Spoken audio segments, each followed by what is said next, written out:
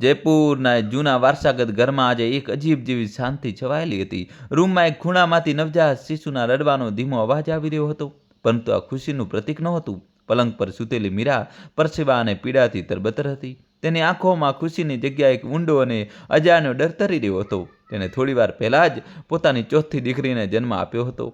આ ઘરની દિવાલોએ સદીઓથી માત્ર દીકરાઓના જન્મ પર જ જશ્મ જોયો હતો, અને આજે વધુ એક દીકરીનું આવવું ભારે અપશુકન હતું. મીરાએ ધ્રુજતા હાથે પોતાની નવજાત બાળકીને છાતી સરસી ચાંપી દીધી. બાળકીની માસૂમ આંખો હજી પૂરી રીતે ખુલી પણ નહોતી, પરંતુ મીરાને એવું લાગી રહ્યું હતું જાણે તે દુનિયાના તમામ મહેણા અને તિરસ્કાર અત્યારથી જ અનુભવી રહી હોય. બહાર આંગણામાં તેની 3 મોટી દીકરીઓ ગભરાયેલી ઊભી હતી. મીરાનું દિલ ચીસ પાડી રહ્યું હતું. તે જાણતી હતી કે સમાજ અને આ પરિવાર આ નાનકડી જાનને ક્યારેય સ્વીકારશે નહીં. માતૃત્વની આ પવિત્ર ક્ષણ એક ભયાનક સજામાં બદલાઈ ગઈ હતી, અને તે પોતાને લાચાર અનુભવી રહી હતી. એટલામાં દરવાજા પાસેથી મીરાની સાસુ કમલાદેવીનો કર્કશ અને ઝેરીલો અવાજ ગુંજ્યો. તેમને નવજાત બાળકી તરફ એકવાર પણ જોયા વગર જ શ્રાપ આપતા કહ્યું કે આ સ્ત્રીએ આપણા ઘરને દીકરીઓની છાવણી બનાવી દીધું છે. કમલાનું માનવું હતું કે દીકરા વગર તેમના ખાનદાનનો વંશ અને નામ બંને મિટ્ટીમાં મળી જશે. તેમની દરેક વાત કોઈ તીક્ષ્ણ તીરની જેમ મીરાના કાળજાની આરપાર થઈ રહી હતી. એક દાદીના મોઢેથી પોતાની જ પોતરી માટે આવા કડવા શબ્દો સાંભળીને મીરાનો આત્મા ચીરાઈ ગયો. થોડી ક્ષણો પછી મીરાનો પતિ રાજીવ રૂમમાં દાખલ થયો.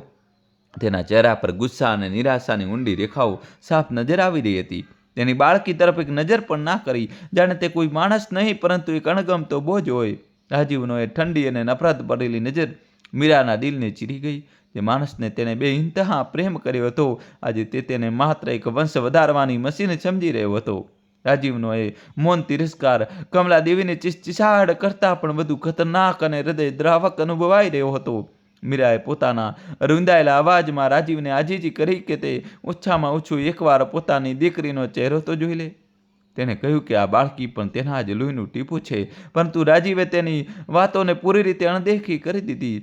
શારીરિક પીડા કરતાં વધુ મીરાએ એ વાતનું દર્દ થઈ રહ્યું હતું કે તેનો પતિ પોતાના જ લોહીને આટલી બેરહમીથી નકારી રહ્યો છે. તે પલંગ પરથી ઊભી પણ થઈ શકતી નહોતી, પરંતુ તેની આંખોમાંથી વહેતા આંસુ રાજીવના કઠોર દિલને પીગળવામાં નાકામ રહ્યા. રાજીવે દાંત પીસતા કહ્યું કે સમાજમાં તેની ઇજ્જત મિટ્ટીમાં મળી ગઈ છે.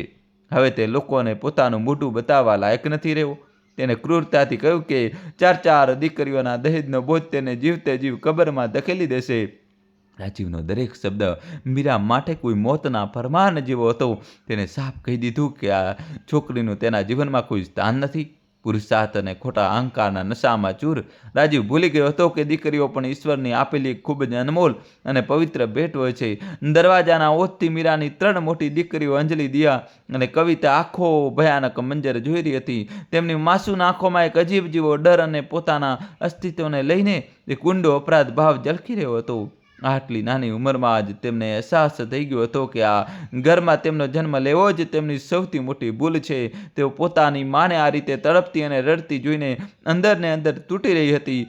બાળકીઓનું એ મૌન રુદને મોટા ઘરની ઊંચી અને ઠંડી દિવાલો સાથે અથડાઈને દમ તોડી રહ્યું હતું. પોતાની બાળકીઓને આ રીતે ડરેલી જોઈને મીરાએ પોતાના બધા આંસુ પી લીધા અને એક ઊંડો શ્વાસ લીધો. તેને પોતાની નવજાત બાળકીને છાતીએ વળગાડતા 3 મોટી દીકરીઓને પોતાની પાસે બોલાવી અને તેમને ગળે લગાવી દીધી. તે તેમને અહેસાસ કરાવવા માગતી હતી કે ભલે આખી દુનિયા તેમને ઠુકરાવી દે, પરંતુ તેમની માનો પાલવ હંમેશા તેમના માટે ખુલ્લો રહેશે. દોસ્તો, કહાની છેલ્લા સુધી જોજો અને ચેનલ સબસ્ક્રાઈબ કરી દો. મીરાનું એ મમતાભર્યું આલિંગન એ બાળકીઓ માટે અસ્વાર્થી અને ક્રૂર દુનિયામાં એકમાત્ર સુરક્ષિત આશરો હતો, જ્યાં તેઓ પોતાના બધા દુઃખ અને ડરને કંઈ પણ કહ્યા વગર ભૂલી શકતી હતી. ઘરના આંગણામાં ષડયંત્રોનો દોર ખૂબ જ ઝડપથી શરૂ થઈ ચૂક્યો હતો. કમલાદેવી હવે ખુલ્લે આમ રાજીવના કાન ભરી રહી હતી અને તેને બીજા લગ્ન કરવા માટે ઉકસાવી રહી હતી. તેમનું માનવું હતું કે તેમના પરિવારને વારસદાર માત્ર એક દીકરો જોઈ શકે છે, ભલે આના માટે તેમને કોઈની જિંદગી જ કેમ ના બરબાદ કરવી પડે. તેમણે વાતોમાં સોનિયાનો ઉલ્લેખ કર્યો, જે તેમના કોઈ દૂરના સંબંધીની જુવાન દીકરી હતી. કમલાની વાતોમાં એક ખતરનાક ઝેર હતું જે રાજીવના મગજમાં ખૂબ જ ઊંડે સુધી ઉતરી રહ્યું હતું. રસોડા પાસેથી પસાર થતાં મીરાએ સાસુ અને દીકરાનું આ ભયાનક ષડયંત્ર સાંભળી લીધું. તેના પગ નીચેની જમીન સરકી ગઈ અને તેને લાગ્યું જાણે કોઈએ તેનું દિલ જીવતું જ કાઢી લીધું હોય. જે પરિવારની સેવામાં તેને પોતાની આખી જુવાની અને ખુશીઓ કુરબાન કરી દીધી, તે આજે તેને ખરાબ મશીનની જેમ ઘરની બહાર ફેંકી દેવાની તૈયારી કરી રહ્યા હતા. મીરાને સમજાઈ ગયું હતું કે આ પિતૃસત્તાક સમાજમાં એક સ્ત્રીની અહેમિયત માત્ર એક દીકરી પેદા કરવા સુધી જ સીમિત છે અને આના વગર તેનું કોઈ અસ્તિત્વ નથી. મોહલ્લા અને સગા સંબંધીઓની વચ્ચે પણ મીરાને લઈને જાત જાતની વાતો થવા લાગી હતી.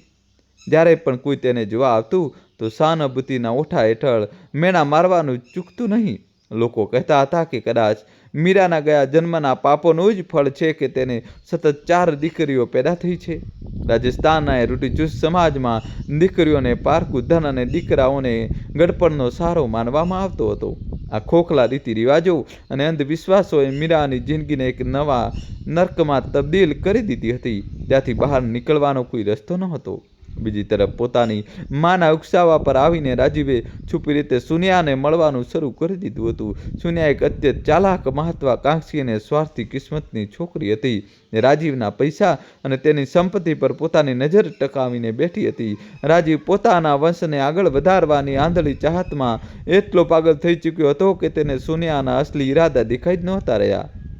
તેને લાગવા માંડ્યું હતું કે માત્ર સુનિયા જે સ્ત્રી છે જે તેને એક દીકરો આપીને સમાજમાં તેની ખોવાયેલી માન પ્રતિષ્ઠા અને મોભો પાછો અપાવી શકે છે. મીરાની રાતોની ઊંઘ હવે પૂરી રીતે ઉડી ચૂકી હતી અને તે બસ પોતાની દીકરીઓનો ચહેરો નિહાળતી રહેતી હતી. તે વિચારતી હતી કે શું તેના બાળકોનું ગરમ લોહી આ ઘરની ઠંડી અને નિર્દય દિવાલોને ક્યારેય પીગળાવી શકશે. દર રાત્રે તે ચૂપચાપ આંસુ વહાવતી અને ભગવાન પાસે પોતાની માસૂમ બાળકીઓના સુરક્ષિત અને ભવિષ્ય માટે પ્રાર્થના કરતી. તેની આશાઓ ધીમે ધીમે તૂટી રહી હતી, પરંતુ તેની અંદર પડતી મમતાની જ્યોત હજુ પણ સળગી રહી હતી. મીરા જાણતી હતી કે હવે તેને પોતાની દીકરીઓ માટે એકલા જ આ જાલિમ દુનિયા સામે લડવું પડશે. ઘરના વાતાવરણમાં હવે ખૂબ જ અજીબ અને ભયાનક બદલાવ આવવા લાગ્યો હતો. સોનિયાના સ્વાગતની તૈયારીઓ ધીમા અવાજે અને છુપી રીતે શરૂ થઈ ગઈ હતી. મીરાની હૈસિયત હવે આ ઘરની માલકણ પરથી ગબડીને એક નોકરાણી જેવી થઈ ગઈ હતી. તેની સાથે જાનવરો કરતાં પણ બદતર સલુક કરવામાં આવતો હતો. તેને ખાવા માટે પણ મહિના સાંભળવા પડતા હતા. નવજાત બાળકીની દેખરેખની સાથે સાથે આખા ઘરનું ભારેખમ કામ પણ તેના જ નબળા ખભા પર નાખી દેવામાં આવ્યું હતું, જેનાથી તેનું શરીર અને આત્મા બંને ખરાબ રીતે થાકી ચૂક્યા હતા. પોતાની ચોથી બાળકી નેહા અને અન્ય 3 દીકરીઓ તરફ જોતા મીરાએ ખૂબ જ કઠોર અને ખામોશ સોગંદ લીધા. તેને નક્કી કર્યું કે ભલે તેને કોઈ પણ કિંમત કેમ ન ચૂકવવી પડે, તે પોતાની દીકરીઓની જિંદગીને ક્યારેય તબાહ નહીં થવા દે. આ 4 માસૂમ જિંદગીઓને તેના નર્ક જેવા ઘરમાં જીવતા રહેવાનો એક મકસદ આપ્યો હતો. મીરાએ પોતાના આંસુઓને પોતાની તાકાત બનાવી લીધી અને ઠાણી લીધું કે તેને પોતાની દીકરીઓને સમાજની આ સડેલી માનસિકતાનો શિકાર ક્યારેય નહીં બનવા દે, ભલે તેની આખી દુનિયા સામે લડવું પડે. રાજીવ અને મીરા વચ્ચે હવે કોઈ પણ શારીરિક કે ભાવનાત્મક સંબંધ બચ્યો ન હતો. રાજીવે તેની સાથે પૂરી રીતે વાત કરવાનું બંધ કરી દીધું હતું અને હવે તે માત્ર તેના માટે એક અજાણ્યો બનીને રહી ગયો હતો. તેના સંબંધની મધુરતા હવે હંમેશા માટે ખતમ થઈ ચૂકી હતી અને તેની જગ્યા એક ખૂબ ભયાનક અને ઠંડી શાંતિએ લઈ લીધી હતી. જે લગ્નએ મીરાએ ખૂબ જ પવિત્ર માનીને નિભાવ્યા હતા, આજે તે જ લગ્નની ચિતા સામે ઊભા રહીને પોતાની બરબાદ થતી જિંદગીનો તમાશો જોવા માટે પૂરી રીતે મજબૂર હતી. કમલા દેવીના અત્યાચાર અને જુલમ હવે દરેક પસાર થતા દિવસ સાથે પોતાની બધી હદો પાર કરતા જઈ રહ્યા હતા. સુવાવડના નાજુક દિવસોમાં મીરાને પૌષ્ટિક ભોજન તો દૂર, 2 વખતની સૂકી રોટલી પણ નસીબ નહોતી થતી. કમળા જાણી જોઈને તેને ભૂખી રાખતી અને તેને માનસિક રીતે પ્રતાડિત કરવાનો કોઈ પણ મોકો છોડતી નહીં. પરંપરા અને રીતિ રિવાજોના નામે આ ઘરમાં એક નવી મા બનેલી સ્ત્રી સાથે જે ક્રૂરતા થઈ રહી હતી, તે કોઈ પણ સભ્ય સમાજના ચહેરા પર એક ખૂબ જ મોટો અને ભદ્દો તમાચો મારવા બરાબર હતી. ઘરના ગૂંગળામણ ભર્યા અને ઝેરીલા વાતાવરણની સૌથી ખરાબ અસર બાળકીઓના કોમળ અને માસૂમ મન પર પડી રહી હતી. સૌથી મોટી દીકરી અંજલિ હવે ખૂબ જ ઝડપથી પોતાની ઉંમર કરતાં ક્યાંય વધુ મોટી અને સમજદાર થવા લાગી હતી.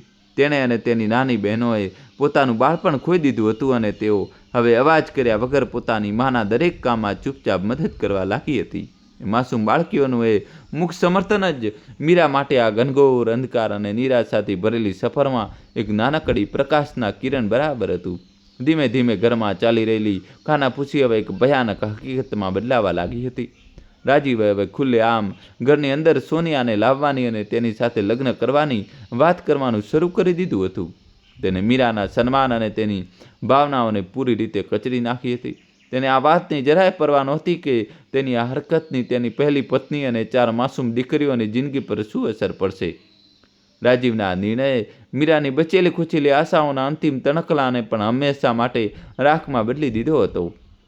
રાતનો અંધકાર હવે ખૂબ જ ઊંડો થઈ ચૂક્યો હતો અને બહાર આકાશમાંથી ખૂબ જ તેજ અને ભયાનક વરસાદ થવા લાગ્યો હતો. મીરા પોતાના રૂમના એક અંધારા ખૂણામાં જમીન પર બેઠી હતી અને પોતાની 4 દીકરીઓને પોતાની બાહોમાં કસીને છુપાવી રાખેલી હતી. બહાર પડતા વરસાદનું દરેક ટીપું જાણે મીરાની અંદર વહેતા લોહીના આંસુઓનું જ એક પ્રતિબિંબ હતું. તેને સાફ સાફ અનુભવાઈ રહ્યું હતું કે હવે આ ઘરમાં તેની સફર પૂરી થવાની છે અને એક ખૂબ જ ભયાનક તોફાન તેની જિંદગીમાં દસ્તક દેવા માટે તૈયાર ઊભું છે. નવજાત નેહા પોતાની માની છાતીએ વળગીને ખૂબ જ ગાઢ નિંદ્રામાં સૂઈ રહી હતી. તેને આ વાતનો બિલકુલ પણ અંદાજો નહોતો કે તેના જન્મે જ તેની મા માટે એક એવી દર્દનાક અને ભયાનક સજા નક્કી કરી દીધી છે જેનો કોઈ અંત નથી. મીરાએ પોતાની દીકરીના કપાળને ખૂબ જ પ્રેમથી ચૂમ્યો અને પોતાની આંખોમાંથી પડતા ખારા આંસુઓને તેના ચહેરા પર પડતા પૂરી રીતે રોકી લીધા. તે જાણતી હતી કે આ શાંતિ ખૂબ જ મોટા અને ભયંકર તોફાન પહેલાંની એક નાનકડી અને ખોખલી શાંતિ માત્ર છે. એ રાત્રે મીરા સૂઈ ન શકી. તેની આંખો સતત એ દરવાજાને તાકી રહી જાતી. ક્યારેક તેનો પતિ તેને સન્માન સાથે અંદર લાવ્યો હતો. હવે એ જ દરવાજો તેને આ ઘરની બહાર ફેંકવા માટે પોતાની ભયાનક મોઢું ખોલીને ઊભો હતો. આવનારી કાલ કેવો ભયાનક મંજર લઈને આવશે આ વિચારીને જ મીરાનો આત્મા પૂરી રીતે કાંપી ઉઠતો હતો. પરંતુ પોતાની છાતીએ લપેટાયેલી પોતાની દીકરીઓના શ્વાસની ગરમાટો તેને એક નવી અને અજીબ જેવી તાકાત આપી રહી હતી જે તેને ગમે તે ભોગે આ જાલિમ દુનિયા સામે લડવા માટે તૈયાર કરી રહી હતી. થોડા દિવસો પછી એ મનુષ્ય ઘડી આવી ગઈ જેનો મીરાએ સૌથી વધુ ડર હતો. રાજીવે કોઈ પણ હિચકિચાટ વગર સોનિયાને પોતાની બીજી પત્ની બનાવીને ઘરમાં પ્રવેશ કરાવ્યો. લાલ જોડામાં સજેલી સોનિયાના ચહેરા પર એક સાત્વિક સ્મિત હતું જે તેની ઊંડી ચાલાકીને દર્શાવી રહ્યું હતું. ઉંમરો ઓળંગતા જ તેણે પોતાની જીતની જાહેરાત ખામોશીથી કરી દીધી. મીરા માટે લાલ રંગ સુહાગનો નહીં પરંતુ તેના વૈવાહિક જીવનની ચિંતાની સળગતી આંગનું પ્રતીક હતો. તે પોતાનું ઘર ઉજળતું જોવા માટે લાચાર હતી. સોનિયાનું સ્વાગત આખા ઘરમાં એક મોટા ઉત્સવની જેમ કરવામાં આવ્યું. સાસુ કમલાદેવીએ પોતાની નહુ વહુના ઓરણા લીધા અને તેની ખાનદાન અને ચિરાગ લાવનારી ભાગ્યશાળી દેવીનો દરજ્જો આપી દીધો. એક ખૂણામાં ઊભેલી મીરા તેની 4 દીકરીઓ આ ખોટા અને અમાનવીય જશ્નનો હિસ્સો બનવા મજબૂર હતી. નવજાત નેહા પોતાની માની છાતીએ વળગીને રડી રહી હતી જાણે તે પણ આ ઘરના બદલાતા રંગને અનુભવી રહી હોય. રાજીએ એકવાર પણ પાછળ વળીને પોતાની પહેલી પત્ની અને બાળકીઓ તરફ જોવાની તસ્દી ના લીધી. ઘરમાં કદમ રાખતા જ સોનિયાએ પોતાનું અસલી રૂપ બતાવવાનું શરૂ કરી દીધું. તેણે મીરાને મુખ્ય શયનખંડમાંથી કાઢીને ઘરના પાછલા ભાગમાં બનેલી એક જૂની અને ભેજવાળી કોઠડીમાં ધકેલી દીધી.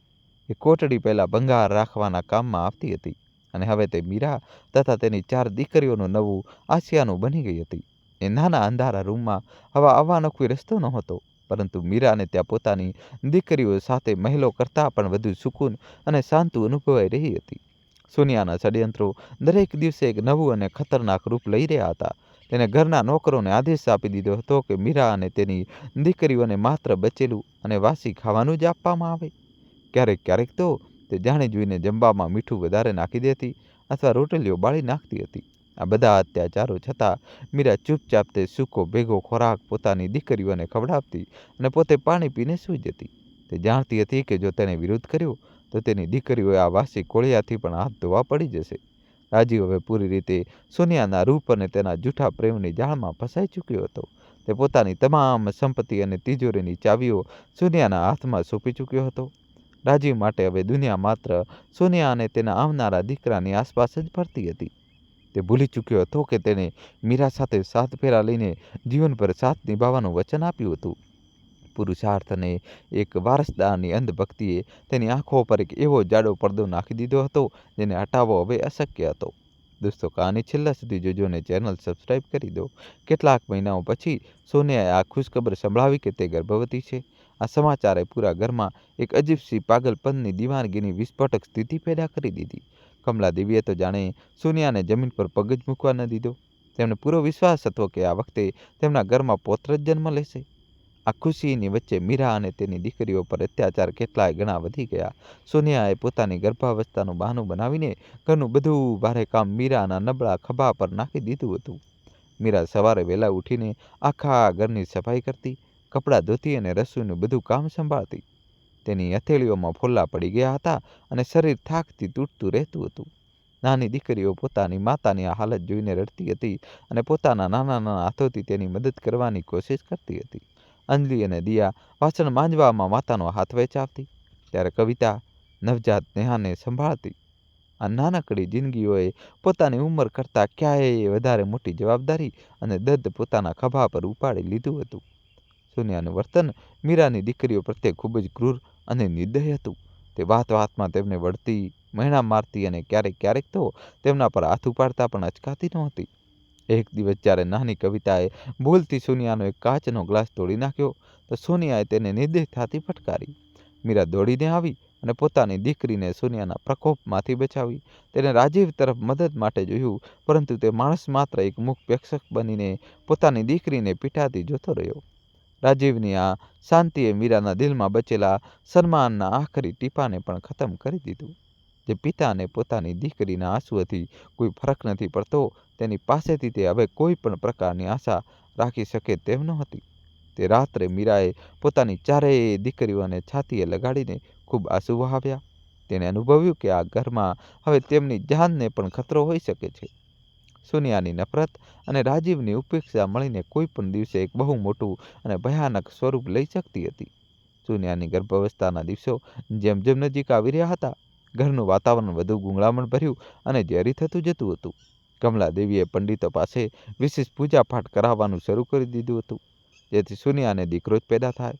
આ પાખંડી અનુષ્ઠાનોમાં મીરાને એક અપશુકન માનીને તેના ઘરના આંગણામાં આવવાની સખત મનાઈ કરી દેવામાં આવી હતી. તેને પોતાની દીકરીઓ સાથે એક અછૂતની જેમ જીવન જીવવા માટે મજબૂર કરવામાં આવી રહી હતી. આ બધું મીરાના આત્મસન્માનને ઊંડા ઘા આપી રહ્યું હતું. એક દિવસ સોનિયાએ રાજીવના કાન ભંભેરતા કહ્યું કે મીરા અને તેની દીકરીઓની પનોતી અશુભતા તેના આવનારા બાળક પર ખરાબ અસર કરી શકે છે. તેને નાટક કરતા રડવાનું શરૂ કરી દીધું અને કહ્યું કે તેને આ ઘરમાં ડર લાગે છે. સોનિયાની આ જૂઠી અને મગરમચ્છ જેવા આંસુ જોઈને રાજીવ ખરાબ રીતે ભડકી ગયો. તેનો અંધો પ્રેમ અને દીકરાની લાલસા હવે તેના મગજ પર પૂરી રીતે હાવી થઈ ચૂકી હતી. તેને સોનિયાને વચન આપ્યું કે તે આ સમસ્યાનો હંમેશા માટે ઉકેલ લાવી દેશે. બીજા દિવસે આકાશમાં કાળા અને ડરામણા વાદળો છવાયેલા હતા. ચોમાસાનો પહેલો અને સૌથી ભયાનક વરસાદ શરૂ થવાનો હતો. વીજળીના કડાકા ભડાકાથી આખું ઘર ગુંજી રહ્યું હતું. રાજીવ અચાનક ગુસ્સામાં મીરાની તે ભેજવાળી ઓરડીમાં ઘૂસ્યો. તેની આંખોમાં એક ભયાનક નફરત હતી જે કોઈ પણ માણસને ડરાવવા માટે પૂરતી હતી. તેને મીરાનો હાથ પકડ્યો અને તેને ઘસીટતા ઓરડીની બહાર આંગણામાં લઈ આવ્યો. દીકરીઓ ડરના માર્યા ચીસો પાડવા અને રડવા લાગી, પરંતુ રાજીવનું દિલ પથ્થર બની ચૂક્યું હતું. કમલાદેવી અને સોનિયા આંગણાની પરસાળમાં ઊભી રહીને આ બધો ભયાનક મંજર ખૂબ જ આરામ અને શાંતિથી જોઈ રહી હતી. રાજીવ પર કોઈ પણ દયા વગર મીરાને કહ્યું કે તે પોતાની આ 4 પનોતીઓને લઈને આ જ ક્ષણે તેના ઘરમાંથી નીકળી જાય. તેને રાડ પાડતા કહ્યું કે હવે આ ઘરમાં માત્ર તેના આવનારા દીકરા અને સોનિયા માટે જ જગ્યા છે. રાજીવના શબ્દો કોઈ તીક્ષ્ણ ધારવાળા ચપ્પુની જેમ મીરાની છાતીમાં સીધા ઉતરી ગયા. તે પોતાના પતિનું આ રાક્ષસી સ્વરૂપ જોઈને સતબત થઈ ગઈ. બહાર બહુ જ મુસળધાર વરસાદ શરૂ થઈ ગયો હતો અને તેજ વાવાઝોડું ચાલવા લાગ્યું હતું. મીરાએ રાજીવના પગમાં પડીને બહુ કરગરતા કહ્યું કે આટલી મોડી રાત્રે અને આ ભયાનક તોફાનમાં તે આ નાની દીકરીઓને લઈને ક્યાં જશે? તેને પોતાના માટે નહીં, પરંતુ પોતાની દીકરીઓની સુરક્ષા માટે પોતાના આત્મસન્માનને દાવ પર લગાવી દીધું હતું. પરંતુ રાજીવ પર લોહી સવાર હતું. તેણે મીરાને જોરથી લાત મારીને દૂર ફેંકી દીધી. અંજલિ દોડીને પોતાની માતા પાસે આવી અને તેને ઊભી કરવાની કોશિશ કરવા લાગી. રાજીવે ઘરના નોકરોને આદેશ આપ્યો કે આ બધાને ધક્કા મારીને ઘરના મુખ્ય દરવાજાથી બહાર કાઢી મૂકવામાં આવે. મીરા અને તેની 4 નાની દીકરીઓએ તે ભયાનક અને અંધારી વરસાદવાળી રાત્રે રસ્તા પર ધકેલી દેવામાં આવી. તેમની પાસે ના તો કોઈ ગરમ કપડાં હતા અને ના તો માથું છુપાવવા માટે કોઈ જગ્યા. રાજીવે બહુ જ નિર્દયતાથી ઘરનો તે ભારે લોખંડનો દરવાજો હંમેશા માટે તેમના મોં પર બંધ કરી દીધો. અંદરથી કમલાદેવીના અટ્ટહાસ્ય કરવાનો ડરામણો અવાજ આવી રહ્યો હતો. મીરા રસ્તાની વચ્ચોવચ્ચ તે ધોધમાર વરસાદમાં ઊભી હતી. તેની ગોદમાં નવજાત નેહા પૂરી રીતે પલળીને ધ્રુજી રહી હતી. અંજલિ, દિયા અને કવિતા પોતાની માતાની સાડીના છેડાને વળગીને જોર જોરથી રડી રહી હતી. આકાશમાંથી પડતા વરસાદના ઠંડા ટીપા તેમના શરીરને સૂન કરી રહ્યા હતા, પરંતુ તેમના દિલમાં જે દર્દ અને ડર હતો તે ઠંડી કરતાં પણ ક્યાંય વધારે જીવલેણ હતો. મીરાને સમજાતું નહોતું કે તે પોતાની આ ફૂલ જેવી દીકરીઓના ક્રૂર રાતના પ્રકોપમાંથી કેવી રીતે બચાવે. દોસ્તો, હજી કહાની બાકી છે, છેલ્લા સુધી જોજો.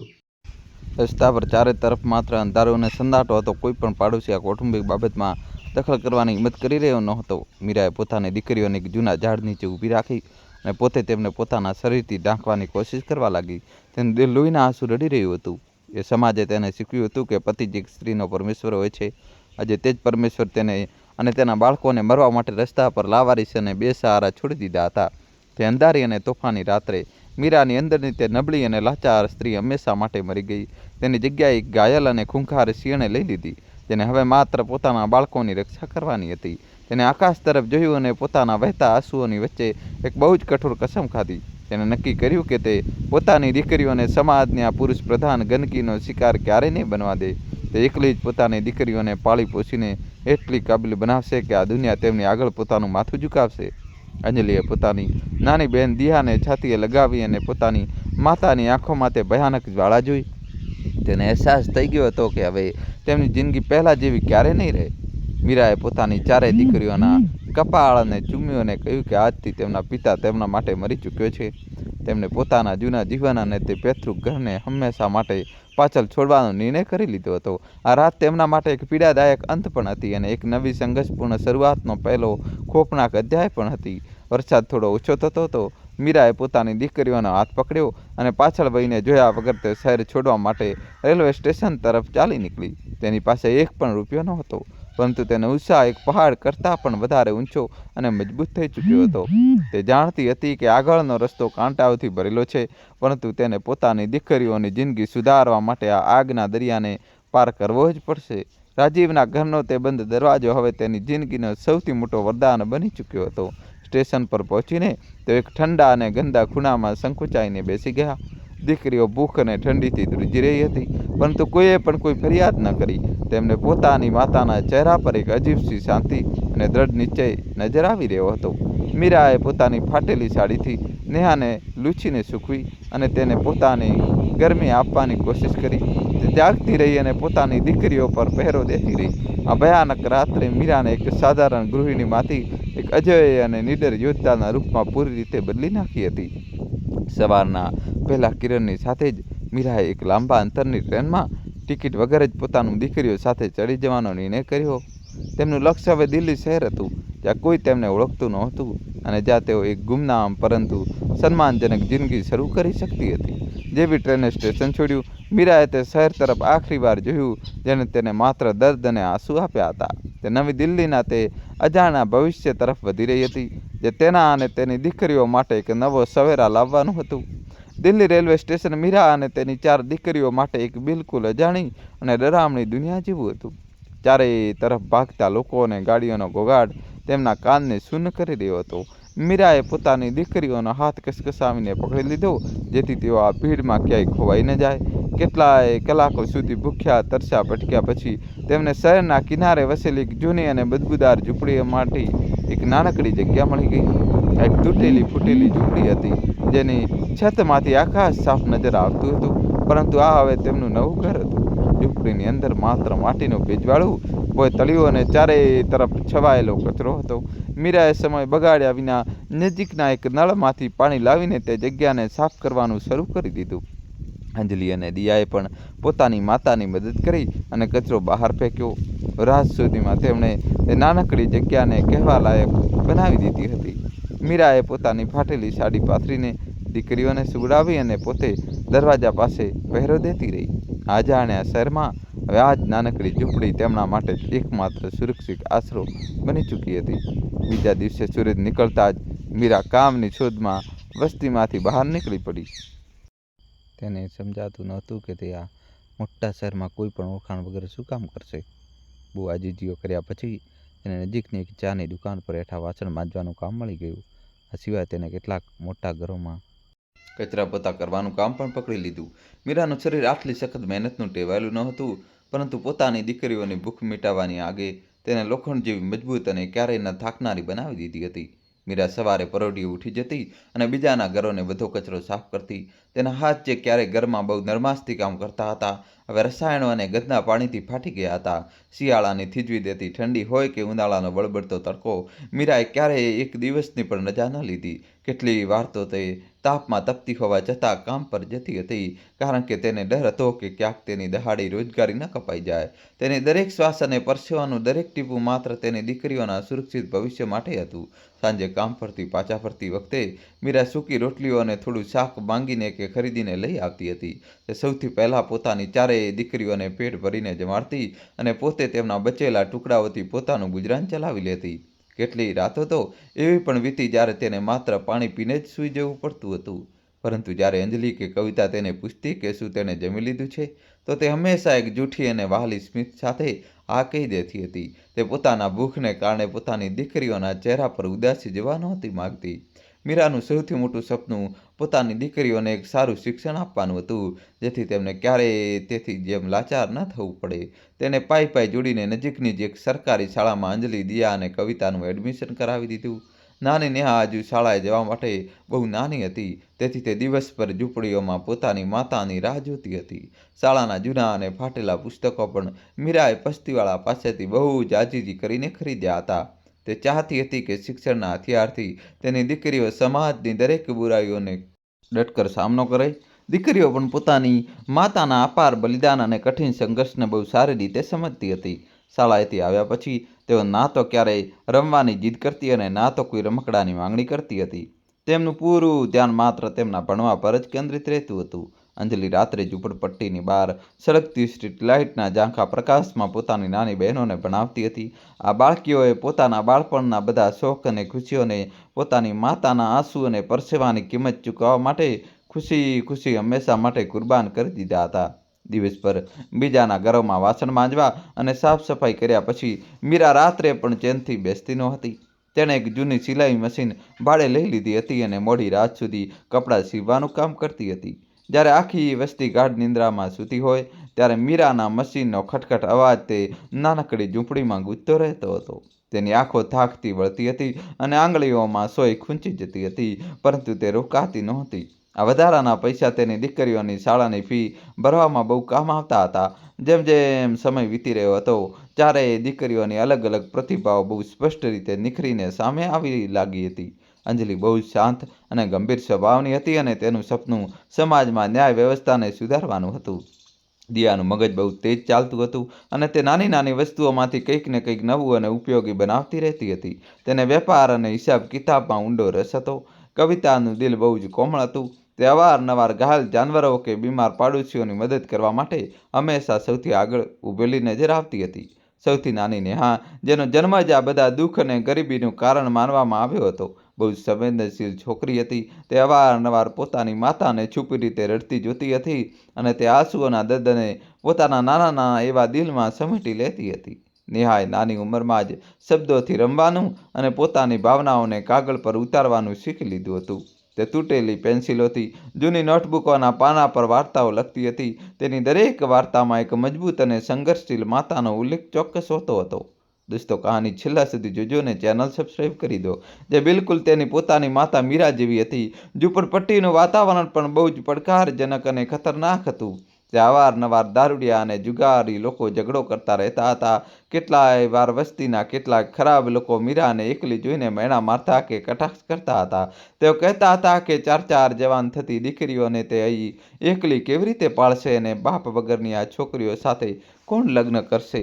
આ ખૂંચતી વાતોને સાંભળીને મીરાનું દિલ અંદરથી ચીરાઈ જતું હતું, પરંતુ તેને ક્યારેય પોતાની નબળાઈ કોઈને ન બતાવી. તે એક સિંહણની જેમ પોતાની દીકરીઓની સુરક્ષા માટે હંમેશા અડગ થઈને ઊભી રહેતી હતી. એક રાત્રે વસ્તીના એક દારૂડિયાએ તેમની ઝૂંપડીનો દરવાજો તોડવાનો પ્રયત્ન કર્યો. ગાળો બોલવા લાગ્યો. મીરાએ ડર્યા વગર બહાર આવીને તે માણસનો કોલર પકડી લીધો અને તેને એટલી જોરથી થપ્પડ મારી કે તે જમીન પર પડી ગયો. તે દિવસ પછી આખી વસ્તીમાં કોઈની પણ હિંમત ન થઈ કે તે મીરા કે તેની દીકરીઓ તરફ આંખ ઊંચી કરીને પણ જુએ. લોકોને સમજાઈ ગયું હતું કે આ એકલી સ્ત્રી દેખાવામાં ભલે નબળી હોય, પરંતુ પોતાના બાળકો માટે તે સાક્ષાત કાલીનું ભયાનક અને રૌદ્ર સ્વરૂપ પણ ધારણ કરી શકે છે. એકવાર ચોમાસાની ઋતુમાં ઝૂંપડપટ્ટીમાં ભયંકર બીમારી ફેલાઈ ગઈ. અને અંજલિને ખૂબ જ તાવ આવી ગયો. મીરા પાસે દવાઓ ખરીદવા માટે બિલકુલ પણ પૈસા નહોતા. તે રડતી રડતી એક ડૉક્ટર પાસે ગઈ અને તેના પગમાં પડીને પોતાની બાળકીનો જીવ બચાવવાની ભીખ માંગવા લાગી. ડૉક્ટરને તે લાચાર મા પર દયા આવી ગઈ અને તેને મફતમાં ઈલાજ કરી દીધો. તે દિવસે મીરાને આ વાતનો ખૂબ જ ઊંડાણપૂર્વક અહેસાસ થયો કે જો તેની પાસે પૈસા નહીં હોય તો તે પોતાની દીકરીઓને મોતના મોંમાંથી ક્યારેય બચાવી નહીં શકે. અંજલિના સાજા થયા પછી મીરાએ પોતાની મહેનત બમણી કરી દીધી. હવે તે સવાર સિવાય રાતના સમયે પણ નજીકના એક ડાબા પર રોટલીઓ બનાવવાનું કામ કરવા લાગી હતી. તે અગ્નિની ભઠ્ઠી સામે કલાકો સુધી ઊભી રહેતી હતી, જેનાથી તેનો ચહેરો હંમેશા કરમાયેલો દાઝેલો દેખાતો હતો. પરંતુ આ સખત મહેનતનું ફળ પણ તેને મળી રહ્યું હતું. તે દર મહિને થોડા રૂપિયા બચાવીને એક જૂના માટીના વાસણમાં છુપાવીને રાખવા લાગી હતી. તે જાણતી હતી કે દીકરીઓના ઉચ્ચ શિક્ષણ માટે આ નાની નાની બચતોની ખૂબ જ વધારે જરૂર પડવાની છે. દીકરીઓ પણ હવે મોટી થઈ રહી હતી અને પોતાની માતાના અથાક સંઘર્ષને જોઈને ચૂપ બેસી શકે તેમ નહોતી. શાળાના વેકેશન દરમિયાન દિયા અને કવિતા નજીકના એક કારખાનામાં મીણબત્તીનો પેક કરવાનું કામ કરવા લાગી હતી. અંજલિ વસ્તીના નાના બાળકોને ટ્યુશન બનાવીને થોડા પૈસા કમાવા લાગી હતી. જ્યારે તેઓ પોતાની પહેલી કમાણી લાવીને પોતાની માતાના હાથમાં રાખતી હતી ત્યારે મીરાની આંખોમાંથી ખુશીના આંસુ છલકાઈ જતા હતા. આ પરિવારે ગરીબી હોવા છતાં એકબીજા માટે જે પ્રેમ અને સમર્પણ બતાવ્યું હતું તે મોટા મોટા મહેલોમાં પણ નહોતું મળતું. એકવાર દિયાએ ભંગારમાંથી કેટલાક જૂના કપડાં અને રંગબેરંગી મોતી ભેગા કર્યા. તેને પોતાની માતાના મશીન પર તે કપડાંને ખૂબ જ સુંદર થેલીઓમાં બદલી નાખ્યા. જ્યારે દિયાએ બજારમાં એક દુકાનદારને તે થેલીઓ બતાવી તો તેને તરત જ તે બધી થેલીઓ ખરીદી લીધી અને તેને સારા પૈસા આપ્યા. દિયાની પહેલી વ્યવસાયિક સફળતા હતી અને આ જ ક્ષણે તેની અંદર એક સફળ વ્યવસાયિક બનવાના બીજ વાવી દીધા હતા. તેને પોતાની આ નાની અમથી કમાણીમાંથી પોતાની માતા માટે એક નવી અને ગરમ શાલ ખરીદીને તેને ભેટ તરીકે આપી હતી. કવિતાનું સપનું હવે ખૂબ જ સ્પષ્ટ થઈ ચૂક્યું હતું. જ્યારે અંજલિ બીમાર પડી હતી અને મીરાને પૈસા માટે ભટકવું પડ્યું હતું ત્યારથી કવિતાએ નક્કી કરી લીધું હતું કે તે એક ખૂબ મોટી ડૉક્ટર બનશે. તે શાળાની લાઇબ્રેરીમાંથી વિજ્ઞાન અને જીવ વિજ્ઞાનના જૂના પુસ્તકો માંગીને લાવતી અને રાત પર તેમને વાંચતી રહેતી હતી. તે અવારનવાર વસ્તીના ઘાયલ કૂતરાઓ અને બિલાડાઓના ઘા પર હળદર અને લીમડાનો લેપ લગાવતી હતી. તેના હાથમાં એક અદ્ભુત જાદુ હતો જે દર્દને ઓછું કરી દેતો હતો અને તેના દિલમાં માનવતા માટે ખૂબ જ ઊંડી કરુણા હતી. અંજલિ પોતાના પિતાના અન્યાય અને સમાજના ટોણા સાંભળીને મોટી થઈ હતી. તેણે પોતાની માતાને દરરોજ તલતલ મરતી અને ફરીથી જીવતી થતી ખૂબ જ નજીકથી જોઈ હતી. તે અવારનવાર અદાલતની બહાર ઊભી રહીને વકીલો અને ન્યાયાધીશોને જોતી રહેતી હતી. તેને પોતાના મનમાં દૃઢ નિશ્ચય કરી લીધો હતો કે તે કાયદાનો અભ્યાસ કરશે અને એક ખૂબ જ કડક અને ઈમાનદાર ન્યાયાધીશ જજ બનશે. તે ઈચ્છતી હતી કે સમાજમાં કોઈ પણ સ્ત્રીને તેના પતિ દ્વારા ઘરની બહાર કાઢવામાં ના આવે અને દરેક મજલૂમ પીડિત માણસને કોઈ પણ ભેદભાવ વગર સાચો ન્યાય મળી શકે. નેહા પોતાની ત્રણેય બહેનો અને માતાના કડક સંઘર્ષોને પોતાની ડાયરીમાં ખૂબ જ ઝીણવટપૂર્વક નોંધી રહી હતી. તેના લખાણમાં એટલો ઊંડો દર્દ અને સચ્ચાઈ હોતી હતી કે જે પણ તેને વાંચતું તેની આંખોમાં આંસુ આવી જતા હતા. તેને ખબર હતી કે તેની માતાની વાર્તા માત્ર એક ઘરની વાર્તા નથી, પરંતુ આ તે હજારો સ્ત્રીઓની દર્દનાક દાસ્તા છે જેમને દીકરીઓ પેદા કરવાના ગુનામાં સમાજમાં બેદખલ કરી દેવામાં આવે છે. નેહાના શબ્દો તે જૂના અને રૂઢિચુસ્ત સમાજ સામે ખૂબ જ શક્તિશાળી અને મૌન વિદ્રોહનું હથિયાર બની રહ્યા હતા. જેમ જેમ દીકરીઓ મોટી થઈ રહી હતી મીરાના ચહેરા પર સમય પહેલાં આવેલી કરચલીઓ હવે એક અજીબ સંતોષ અને ગર્વની ચમકથી ભરાઈ ગઈ હતી. તે અવારનવાર રાત્રે પોતાની સૂતેલી દીકરીઓને નિહાળતી અને ભગવાનનો આભાર માનતી હતી. તેને આ વાતથી જરાય પરવા નહોતી કે તેની પાસે સારા કપડાં નથી અથવા તે એક તૂટેલી ઝૂંપડીમાં રહે છે.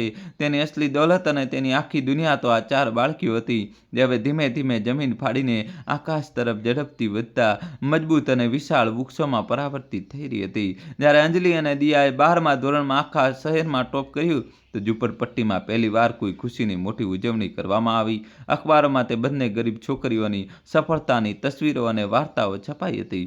મીરાએ પહેલીવાર પોતાની દીકરીઓ માટે મીઠાઈ ખરીદી અને પોતાના આંસુઓને રોકી ન શકી. તે ખુશીના આંસુ હતા જે તેની વર્ષોની સખત મહેનત અને ત્યાગનું સૌથી મોટું અને મીઠું ફળ હતા. આ સફળતાએ તેમને વિશ્વાસ અપાવી દીધો હતો કે તેઓ હવે સપનાઓને હકીકતમાં બદલવાના સાચા માર્ગ પર પૂરી રીતે આગળ વધી ચૂકી છે.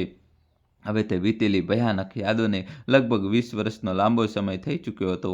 તે વરસાદની ડરામણી રાત અને તે પેતૃ ઘરમાંથી કાઢી મૂકવાનો દર્દ હવે એક ધૂંધળા સપના જેવો લાગતો હતો.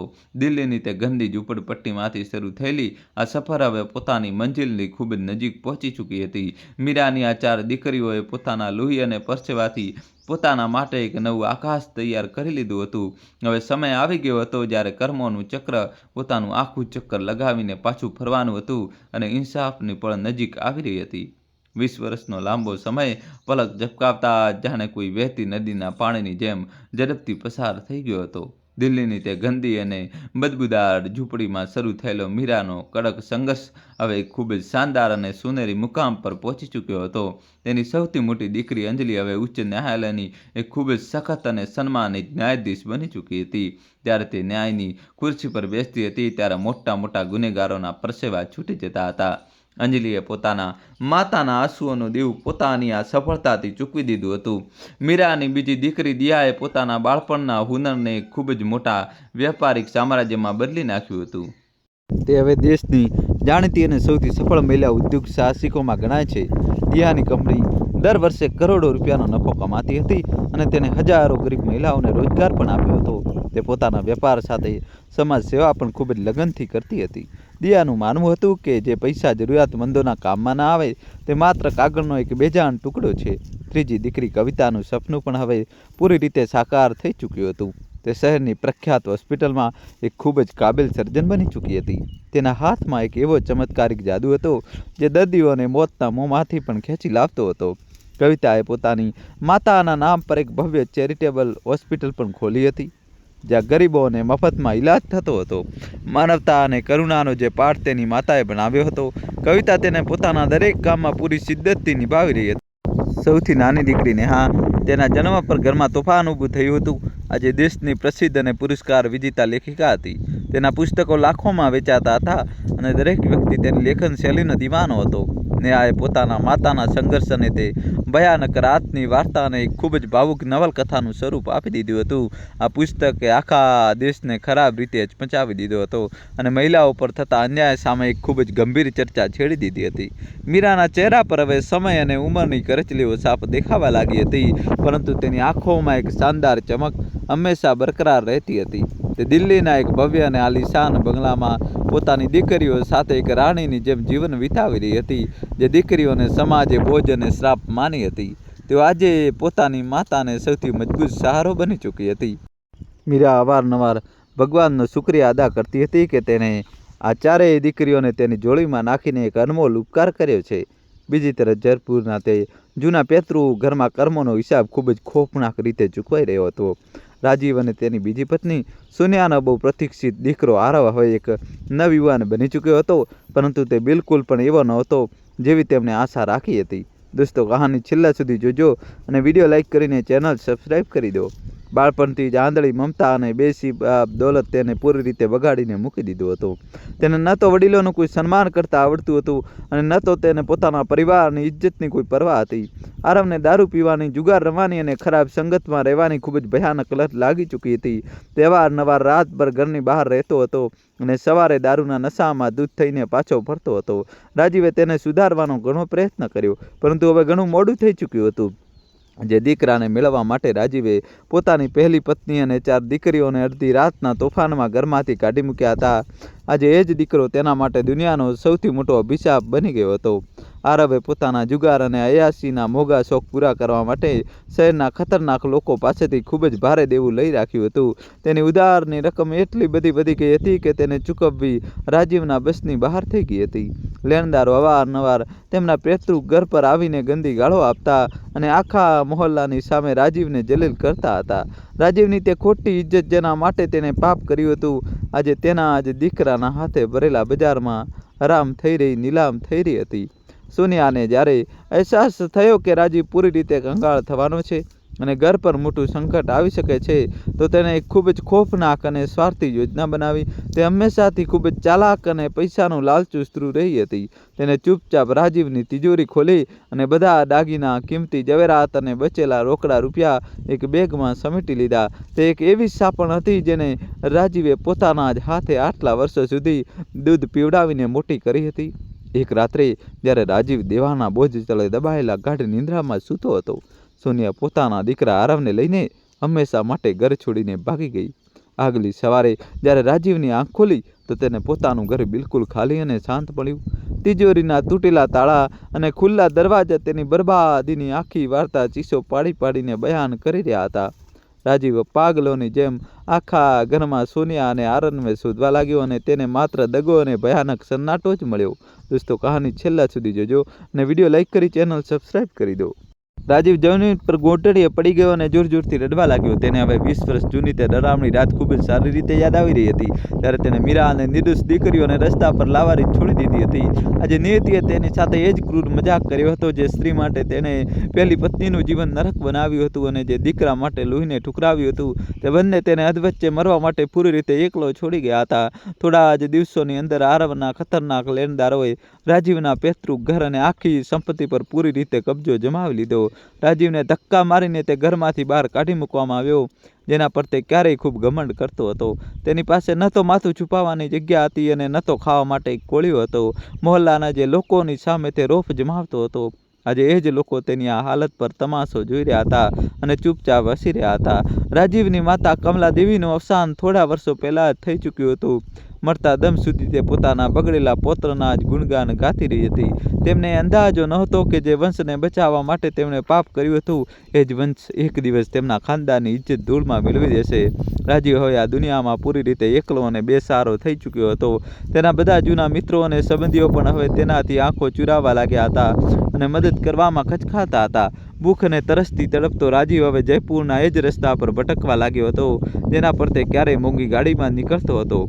તેના કપડાં ફાટી ગયા હતા અને વાળ તથા દાઢી અસ્તવ્યસ્ત વધી ગયા હતા. તે ભિખારીની જેમ લોકોની સામે હાથ ફેલાવવા મજબૂર હતો.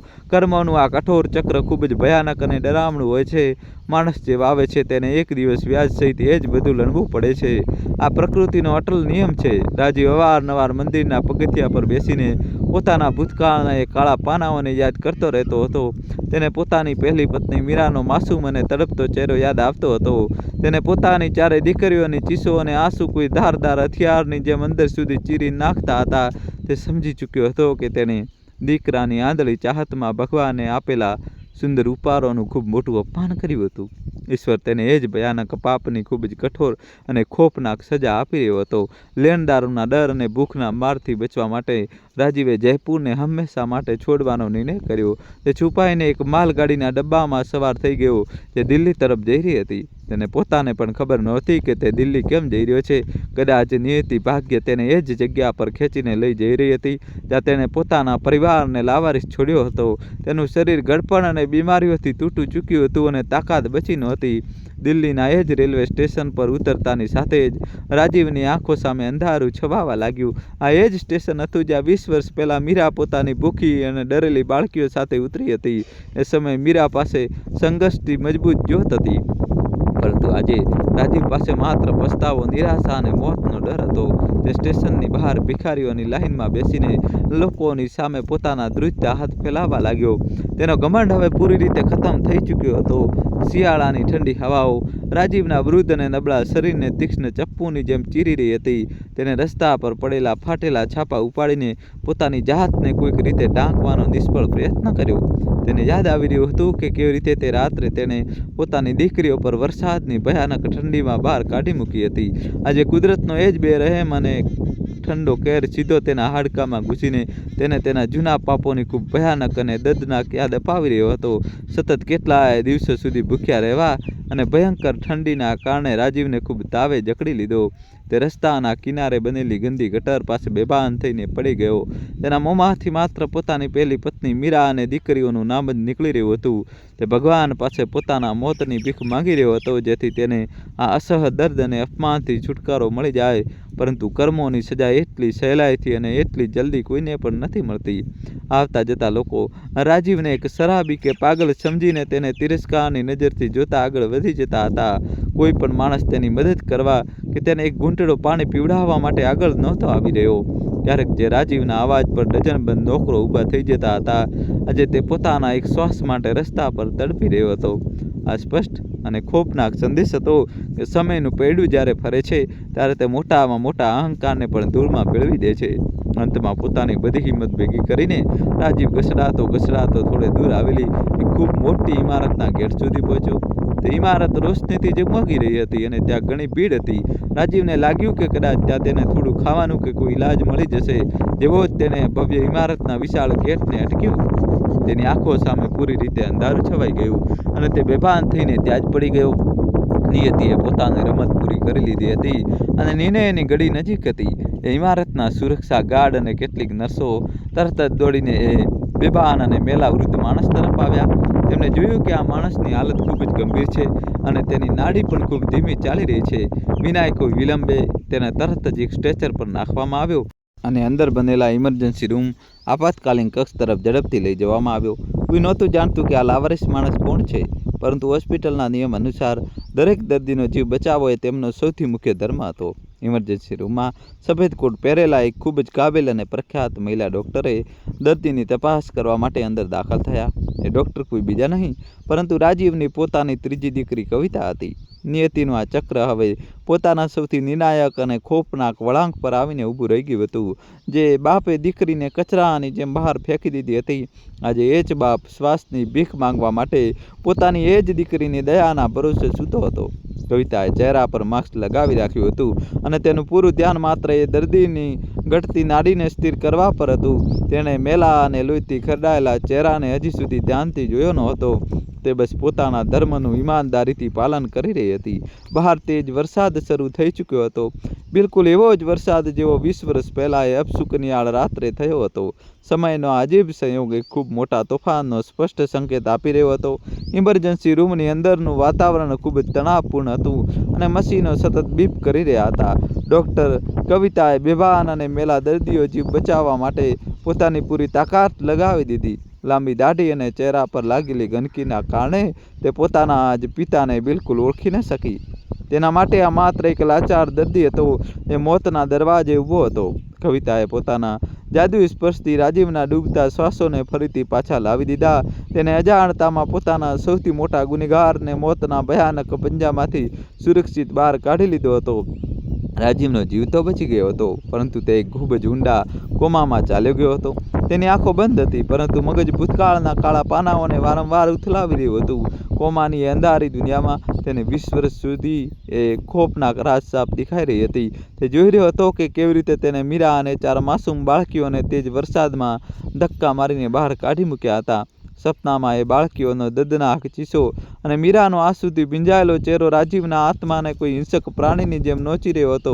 ભયાનક સપનામાં દૃશ્ય અચાનક બદલાઈ ગયું અને તેને પોતાનો દીકરો આરવ અને બીજી પત્ની સોનિયા દેખાવા લાગ્યા.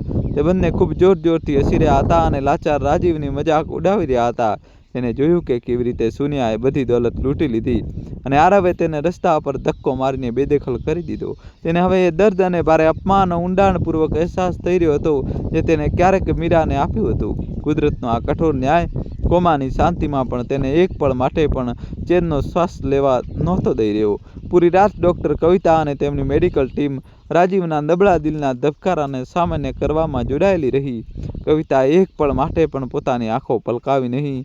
તે વૃદ્ધ અને ગંદા માણસ પાસે ઊભા રહીને સતત તેની દેખરેખ કરી રહી હતી. નાનપણમાં જ્યારે તે વસ્તીના ઘાયલ કૂતરા અને બિલાડાઓના ઘા પર મલમ લગાવતી હતી, આજે એ જ કરુણા તેના હાથમાંથી આ અજાણ્યા માણસ માટે છલકાઈ રહી હતી. ઇન્સાનિયત, માનવતાનો એ પવિત્ર પાઠ જે મીરાએ પોતાની દીકરીઓને ભણાવ્યો હતો, આજે એ જ પાઠે રાજીવને એક નવું જીવનદાન આપ્યું હતું. બીજી સવારે જ્યારે સૂરજના કિરણો હોસ્પિટલના રૂમમાં પડ્યા તો રાજીવની હાલતમાં સુધારો થયો. તેને ઇમરજન્સી રૂમમાંથી નીકાળીને એક મોટા અને હવા ઉજાસવાળા વોર્ડમાં શિફ્ટ કરી દેવામાં આવ્યો. આ હોસ્પિટલ અન્ય કોઈ પણ જગ્યા કરતાં ખૂબ વધારે સાફ અને આધુનિક હતી. અહીં દરેક ગરીબ દર્દીને ભગવાનની જેમ જોવામાં આવતા હતા અને તેમનો ઈલાજ પૂરી રીતે મફત થતો હતો. વોર્ડમાં કામ કરતી નર્સો આ હોસ્પિટલની મહાન સંસ્થાપક મહિલાઓની દયાળુતાની વાતો કરી રહી હતી. એ અજાણી વાતો રાજીવના બંધ કાનોમાં એક અજીબ પડઘો બનીને પહોંચી રહી હતી. કેટલાય દિવસોની શાંતિ પછી આખરે રાજીવે ધીરે ધીરે પોતાની નબળી આંખો ખોલી. તેના શરીરમાં બિલકુલ તાકાત નહોતી અને કેટલી જીવન રક્ષક નળીઓ તેના હાથો સાથે જોડાયેલી હતી. તેને પોતાની ધૂંધળી નજરોથી ચારે તરફ જોયું અને સમજવાનો પ્રયત્ન કર્યો કે તે ક્યાં છે. સફેદ સાફ ચાદરો, સુગંધિત હવા અને શાંતિ જોઈને તેને લાગ્યું જાણે તે મર્યા પછી સીધો સ્વર્ગમાં આવી ગયો છે. તેને પોતાનું રસ્તા પર ઠંડીથી તડપવું યાદ આવ્યું. તેને વિશ્વાસ નહોતો થઈ રહ્યો કે કોઈએ તેને ગંદી ગટર પરથી ઉઠાવીને આ આલિશાન જગ્યા પર પહોંચાડી દીધો છે. દોસ્તો, કહાની છેલ્લા સુધી જોજો અને વિડીયો લાઇક કરી ચેનલ સબસ્ક્રાઈબ કરી દો. રાજીવે વોર્ડની સાફ દિવાલો તરફ જોયું, જેના પર પ્રેરણાદાયી વિચારો ખૂબ જ સુંદર અક્ષરોમાં લખેલા હતા. પાસે ઊભેલી એક યુવાન નર્સે જ્યારે રાજીવને હોશમાં આવતો જોયો તો તેના ચહેરા પર સ્મિત આવી ગયું. તેને ઝડપથી એક ગ્લાસમાં પાણી લીધું અને રાજીવના સૂકા ઓઠોને ભીના કર્યા. રાજીવે પોતાની કાંપતી ધીમી અવાજમાં એ નર્સને પૂછ્યું કે તે આ સમયે ક્યાં છે. નર્સે તેના માથા પર હાથ ફેરવતા ખૂબ જ પ્રેમથી કહ્યું કે તેને ડરવાની જરૂર નથી અને તે હવે પૂરી રીતે સુરક્ષિત છે. એ દયાળુ નર્સે રાજીવને જણાવ્યું કે આ દિલ્હી શહેરની સૌથી મોટી અને શાનદાર ચેરિટેબલ ધર્માર્થ હોસ્પિટલ છે. તેને ખૂબ જ ગર્વથી જણાવ્યું કે આ જગ્યાનું નિર્માણ એક ખૂબ જ મહાન મહિલા ઉદ્યોગપતિએ કરાવ્યું છે અને તેને એક દેવી જેવા ડૉક્ટર ચલાવે છે. એ ગરીબો અને બેસહારા લોકોનો મફતમાં ખૂબ સારો ઇલાજ કરવામાં આવે છે. રાજીવ આ બધું સાંભળીને ખૂબ જ હેરાન હતો. તેને સમજાતું નહોતું કે આ લાલચુ અને ક્રૂર દુનિયામાં આટલા સારા અને ફરિશ્તા જેવા લોકો આજે પણ કેવી રીતે જીવતા છે, જે લાવારીસો પર લાખો રૂપિયા લૂંટાવી રહ્યા છે. થોડીવાર પછી એક વોર્ડ બોય રાજીવ માટે એક વાટકીમાં ગરમ અને પૌષ્ટિક સૂપ લઈને આવ્યો. રાજીવે જ્યારે સૂપ પીધો તો તેની આંખોમાંથી બેહદ આંસુ વહેવા લાગ્યા. આ સૂપમાં માત્ર સ્વાદ જ નહીં પરંતુ નિસ્વાર્થ કરુણા ભળેલી હતી.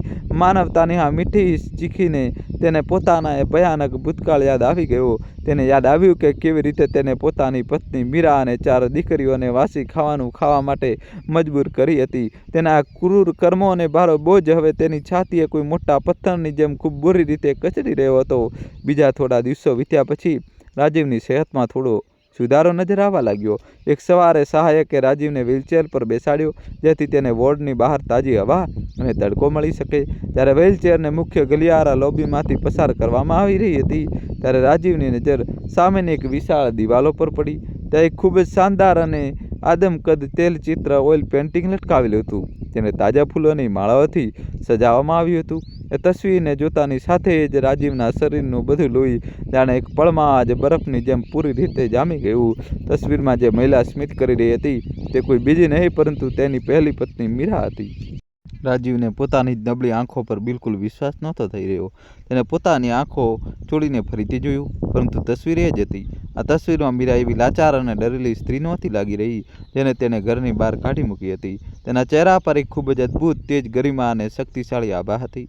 મીરાનું એ શાંત સ્મિત રાજીવના બધા ખોટા અહંકાર અને ક્રૂરતાને કાચની જેમ ટુકડે ટુકડે કરી રહ્યું હતું. તેનું મગજ શૂન્ય પડવા લાગ્યું હતું. રાજીવે કામતા કામતા એ તસવીરની નીચે લાગેલી એક સોનેરી નેમ પ્લેટને વાંચી. તેના પર મોટા અક્ષરોમાં લખ્યું હતું, મીરા ધર્માર્થ હોસ્પિટલ, એ મહાન માતાને સમર્પિત જેણે એમને આકાશમાં ઉડતા શીખ્યું. તેના નીચે લખ્યું હતું, સંસ્થાપક દાતા દિયા અને મુખ્ય નિર્દેશક ડૉક્ટર કવિતા. આ નામોને એકસાથે વાંચીને રાજીવના પગ નીચેની જમીન સરકી ગઈ. તેનું મગજ ઝડપથી ચકરાવા લાગ્યું અને તે શ્વાસ લેવામાં ખૂબ તકલીફ અનુભવવા લાગી. તેને હવે સાફ સમજાઈ ગયું હતું કે તે અજાણતામાં પોતાની ઠુકરાવેલી દીકરીઓની દુનિયામાં આવીને ઊભો રહ્યો છે. રાજીવના હાથ બુરી રીતે કાંપી રહ્યા હતા અને તેના માથા પર ઠંડો પરસેવો આવી ગયો હતો. તેને ખૂબ મુશ્કેલીથી પોતાની સાથે ચાલી રહેલા વોર્ડ બોય પાસેથી એ નામો વિશે પૂછ્યું. એ છોકરાએ છાતી ફૂલાવીને ખૂબ જ ગર્વની સાથે એ 4 બહેનોની મહાન કહાની સંભળાવવાની શરૂ કરી. તેને જણાવ્યું કે કેવી રીતે એક ગરીબ માતાએ ઝૂંપડપટ્ટીમાં રહીને પોતાની 4 દીકરીઓને ઉછેરી હતી. આજે 4 બહેનો દિલ્હી શહેરની સૌથી શક્તિશાળી અને સન્માનિત મહિલાઓ બની ચૂકી છે. આ કહાની સાંભળતાની સાથે જ રાજીવના દિલમાં લાખો સોય એકસાથે ભોકાવા લાગી હતી. વોર્ડ બોયે જણાવ્યું કે મોટી બહેન અંજલિ શહેરની ન્યાયપ્રિય જજ છે. બીજી બહેન દિયા દેશની અમીર મહિલા વેપારી છે જે આ હોસ્પિટલનો પૂરો ખર્ચ ઉઠાવે છે. ત્રીજી બહેન ડૉક્ટર કવિતા આ જ હોસ્પિટલની માલિક અને ભગવાનનું રૂપ છે. નાની બહેન નેહા એક પ્રખ્યાત લેખિકા છે જેમની કિતાબો દુનિયાભરમાં મશહૂર છે. રાજીવને હવે કોઈ શંકા નહોતી કે આ એ જ 4 દીકરીઓ છે જેને તેને દીકરાની આંધળી ચાહતમાં અડધી રાત્રે કચરાની જેમ બહાર ફેંકી દીધી હતી. આ ભયાનક સચ્ચાઈ તેના માટે કોઈ ધીમા અને દર્દનાક ઝેર જેવી સાબિત થઈ રહી હતી. ગ્લાની, શરમ અને ભયાનક પસ્તાવાનો એક ભારે પહાડ રાજીવની છાતી પર જોરથી આવી પડ્યો. તેને પોતાના ફેફસામાં જનારી હોસ્પિટલની સાફ હવા એક ખતરનાક ઝેર સમાન લાગવા લાગી હતી. તે ઈચ્છતો હતો કે ધરતી એ જ સમયે ફાટી જાય અને તે હંમેશા માટે તેની અંદર સમાઈ જાય, જેથી તેને પોતાની દીકરીઓનો સામનો ન કરવો પડે. જે પૈસા અને વંશના ખોટા ઘમંડમાં તેને પોતાનું વસેલું ઘર બરબાદ કર્યું હતું, આજે એ જ ઘમંડ તેને દુનિયાનો સૌથી નીચ માણસ અનુભવ કરાવી રહ્યો હતો. તે અંદરથી પૂરી રીતે રાખમાં બદલાઈ ચૂક્યો હતો. રાજીવને યાદ આવ્યું કે કેવી રીતે તેને કોઈ પણ દયા વગર પોતાની જ લોહીની દીકરીઓને વરસાદમાં પલળવા માટે રસ્તા પર છોડી દીધી હતી. અને આ જ નિયતિની રમત જુઓ કે જે દીકરીઓ એક એવો ભવ્ય મહેલ ઊભો કરી દીધો હતો ત્યાં તેના જેવા લાવારીસ અને ભિખારી લોકોને મફતમાં જીવનદાન આપવામાં આવી રહ્યું હતું. તે આજે પોતાની એ જ દીકરીના ટુકડા પર પડી રહ્યો હતો જેણે તેને ક્યારેય પોતાના હેઠા વાસણ પણ અડકવા દીધા નહોતા. કર્મોનો આનાથી મોટો ખોફનાક અને અપમાનજનક તમાચો દુનિયામાં બીજો કોઈ માણસને કદાચ ક્યારેય પડ્યો હશે. પોતાની વ્હીલચેર પર બેઠા બેઠા રાજીવ પાગલોની જેમ ખૂબ જોર જોરથી રડવા લાગ્યો. તેની આંખોમાંથી આંસુઓનો સહેલાબ પૂર રોકાવાનું નામ જ નહોતો લઈ રહ્યો. આસપાસથી પસાર થનારા લોકો અને ડૉક્ટરોને લાગ્યું કે કદાચ આ વૃદ્ધ માણસ પોતાની લાંબી બીમારીના કારણે આટલો ભાવિક થઈ રહ્યો છે. કોઈને પણ આ વાતનો બિલકુલ અંદાજો નહોતો કે આ લાચાર અને રડતા ચહેરા પાછળ 20 વર્ષ જૂનો એક ખૂંખાર અને બેરમ નરાધમ છુપાયેલો છે. રાજીવે શરમના માર્યા પોતાના બંને ધ્રુજતા હાથોથી પોતાના આંસુઓથી ભરેલો ચહેરો પૂરી રીતે છુપાવી દીધો હતો. તે જ સાંજે જ્યારે રાજીવ પથારી પર પાછો સૂઈને રડી રહ્યો હતો ત્યારે જ તેને વોર્ડના કદમોમાં અવાજ સંભળાયા. ડૉક્ટર કવિતા પોતાના સાંજના રાઉન્ડ પર દર્દીઓની તપાસ કરવા માટે ત્યાં આવી હતી. રાજીવે જેવી કવિતા તરફ જોયું તે તરત જ તેની આંખોને ઓળખી ગયો. આ એ જ માસૂમ અને ડરેલી આંખો હતી જે 20 વર્ષ પહેલાં તે ભયાનક વરસાદવાળી રાત્રે મદદ માટે તેની તરફ જોઈ રહી હતી. રાજીવના દિલના ધબકારા ઝડપથી વધવા લાગ્યા અને તેને લાગવા માંડ્યું કે હવે તેનો બધો જ ભાંડો આખી દુનિયાની સામે ફૂટવાનો જ છે. દોસ્તો, કહાની છેલ્લા સુધી જોજો ને વિડીયો લાઈક કરી ચેનલ સબસ્ક્રાઈબ કરી દો.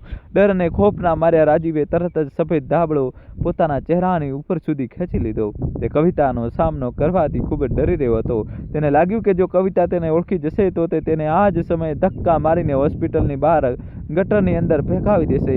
આખરે તેને પણ તો તે બાળકીઓ સાથે બિલકુલ આવો જ ખરાબ વ્યવહાર કર્યો હતો. પરંતુ રાજીવ આ વાતનો જાણતો નહોતો કે મીરાએ પોતાની દીકરીઓને નફરત કરવાનું નહીં પરંતુ દુશ્મનોને પણ માફ કરવાનું અને ઇન્સાનિયતનો સાચો ધર્મ નિભાવવાનું ખૂબ જ સારી રીતે શીખ્યું હતું. કવિતા ખૂબ જ શાંતિથી પથારીની પાસે આવી અને તેને રાજીવના ચહેરા પરથી ધાબળાને ધીમેથી નીચે કર્યો. તેને પ્લસ ચેક કરી અને ખૂબ જ મીઠા અવાજમાં પૂછ્યું કે શું હવે તેને દર્દ ઓછું મહેસૂસ થઈ રહ્યું છે. રાજીવના મોઢામાંથી એક પણ શબ્દ નીકળી શક્યો નહીં. તેની ઊંડી અને ધસી ગયેલી આંખોમાંથી માત્ર પશ્ચાતાપના ગરમ આંસુ સતત વહી રહ્યા હતા. તે પોતાની જ દીકરીને આ રીતે દેવીના રૂપમાં જોઈને અંદર ને અંદર ગુંગળાઈ રહ્યો હતો. તેનું આ મૌન રુદન તેના અગાઉના પ્રશ્નો પાપોનું ખૂબ જ ભયાનક અને સાચું પ્રાયશ્ચિત બની ચૂક્યું હતું. રાજીવને સતત રડતો જોઈને કવિતાએ રૂમાલ કાઢ્યો અને પોતાના હાથોથી તેના આંસુ લૂછ્યા. તેને રાજીવના માથા પર હાથ રાખીને કહ્યું, તેને બિલકુલ ગભરાવાની જરૂર નથી. હવે તે પોતાના જ ઘરમાં છે. કવિતાનો આ મમતાભર્યો સ્પર્શ રાજીવના શરીરમાં સળગતા અંગારાની જેમ ખૂંચી રહ્યો હતો. તેની આ નિસ્વાર્થ દયા અને કરુણા રાજીવ માટે દુનિયાની સૌથી કઠોર સજા બની ગઈ હતી. તે સારી રીતે સમજી ગયો હતો કે પ્રેમ અને માફીનો આ સીધો વાર કોઈ પણ ખતરનાક હથિયાર કરતાં ખૂબ જ વધારે શક્તિશાળી અને જીવલેણ હોય છે. બીજા દિવસે બપોરે રાજીવે જોયું કે આખા વોર્ડમાં એક અજીબ સળવળાટ અને સન્માનનો માહોલ છવાઈ ગયો છે. ત્યારે જ ત્યાં દિયા પોતાની પૂરી ગરિમા અને એક રાજાશાહી રૂતબા સાથે હોસ્પિટલની મુલાકાત લેવા માટે દાખલ થઈ. તેના ચહેરા પર એક બેહદ સફળ અને આત્મવિશ્વાસથી ભરેલી મહિલાનું તેજ સાફ ઝળકી રહ્યું હતું. રાજીવ પોતાની પથારીમાંથી છુપાઈને પોતાની બીજી દીકરીને જોઈ રહ્યો હતો. જે છોકરીના પેદા થવા પર તે દહેજના ડરથી ધ્રુજી ઉઠ્યો હતો. આજે એ જ છોકરી આખા શહેર પર એક રાણીની જેમ બેખોફ થઈને રાજ કરી રહી હતી. દિયાએ વોર્ડના દરેક દર્દી પાસે જઈને વાત કરી અને તેમના સ્વાસ્થ્ય વિશે જાણકારી મેળવી. જ્યારે તે રાજીવની પથારીની નજીકથી પસાર થઈ તો રાજીવે ડરના માર્યા પોતાની આંખો કસકસીને બંધ કરી લીધી. તેની અંદર પોતાની દીકરીઓ સાથે નજર મેળવવાની થોડી પણ હિંમત બચી નહોતી. તેને આ વાતનો ખૂબ જ દર્દનાક અહેસાસ થઈ રહ્યો હતો કે તેણે એક જૂઠા ભ્રમ પાછળ દોડીને સાક્ષાત સ્વર્ગને લાત મારી દીધી હતી. તેનું દિલ હવે પૂરી રીતે તૂટી ચૂક્યું હતું અને તેની પાપી આત્મા જીવનભર માટે બહુ ખરાબ રીતે ઘાયલ થઈ ગઈ હતી. હોસ્પિટલના એ શાંત વોર્ડમાં રાજીવની રાતો હવે એક ખૂબ ભયાનક સપનાની જેમ વીતી રહી હતી. દરેક પસાર થતી પળ તેની છાતી પર એક ભારે પથ્થરની જેમ દબાઈ રહી હતી. તે પોતાની દીકરીઓના આપેલા કોળિયા ખાઈ તો રહ્યો હતો, પરંતુ તે ગળામાં ઝેરની જેમ ખૂંચી રહ્યા હતા. રાજીવે મનોમને નક્કી કરી લીધું હતું કે તે પોતાની દીકરીઓની સામે પોતાની અસલિયત ક્યારેય ઉજાગર થવા નહીં દે. તે આ ભારે શરમથી બચવા માટે અડધી રાતના અંધારામાં ત્યાંથી ભાગી જવાની એક હતાશ યોજના બનાવવા લાગ્યો હતો. જેવો રાતનો સન્નાટો ઘેરો થયો અને વોર્ડના મોટાભાગના દર્દીઓ ગાઢ ઊંઘમાં સૂઈ ગયા, રાજીવ ખૂબ જ ધીમેથી પોતાની પથારીમાંથી ઊભો થયો. તેનું શરીર હજુ પણ ખૂબ નબળું હતું અને પગમાં બિલકુલ પણ જીવ નહોતો. તેણે ચૂપચાપ હોસ્પિટલના કપડાં બદલ્યા અને પોતાનું જૂનું ફાટેલું શર્ટ પહેરી લીધું. દિલના ઝડપી ધબકારા સાથે તે વોર્ડના પાછળના દરવાજા તરફ સરકતા આગળ વધવા લાગ્યો.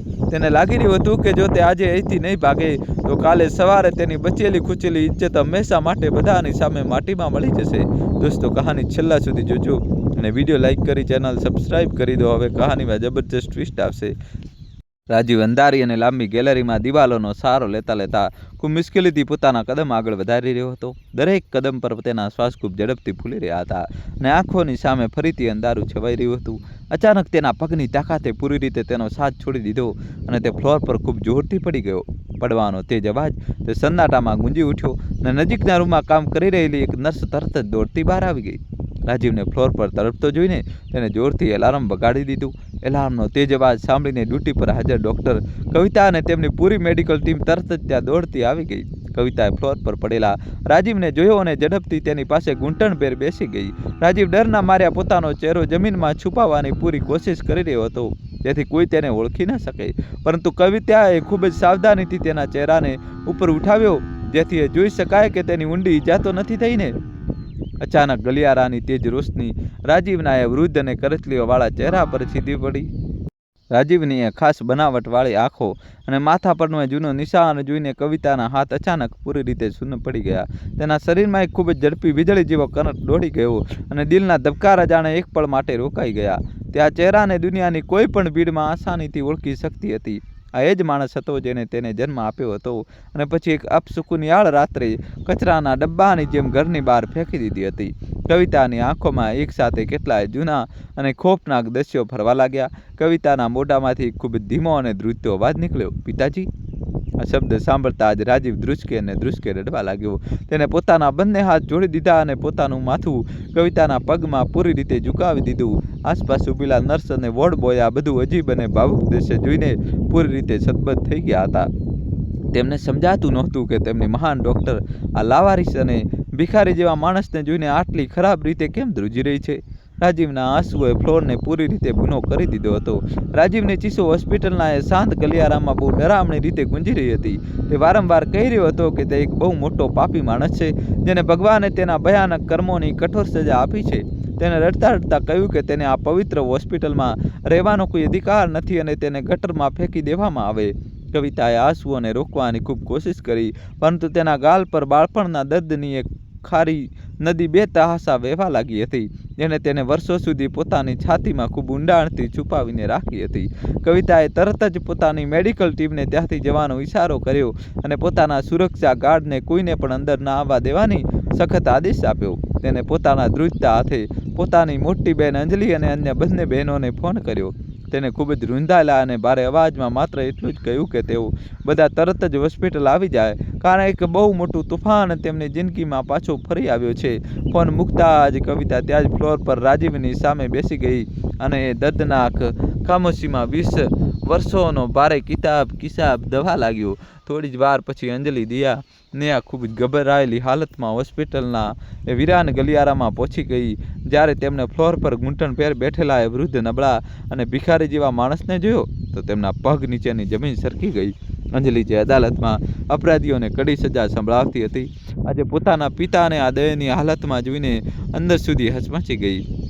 તે રાજીવ બિલકુલ નહોતો લાગતો કે ક્યારે પોતાની દોલત અને જૂઠા ગુમાનના નશામાં ખૂંખાર અને નિર્દય નરાદમની જેમ ઘરની અંદર પોતાનું ખોફનાક વર્તન કરતો હતો. રાજીવે પોતાની ચારેય દીકરીઓને એક સાથે પોતાની સામે ઊભેલી જોઈ તો તેનું દિલ શરમ અને ભારે પશ્ચાતાપથી બહુ ખરાબ રીતે ફાટવા લાગ્યો.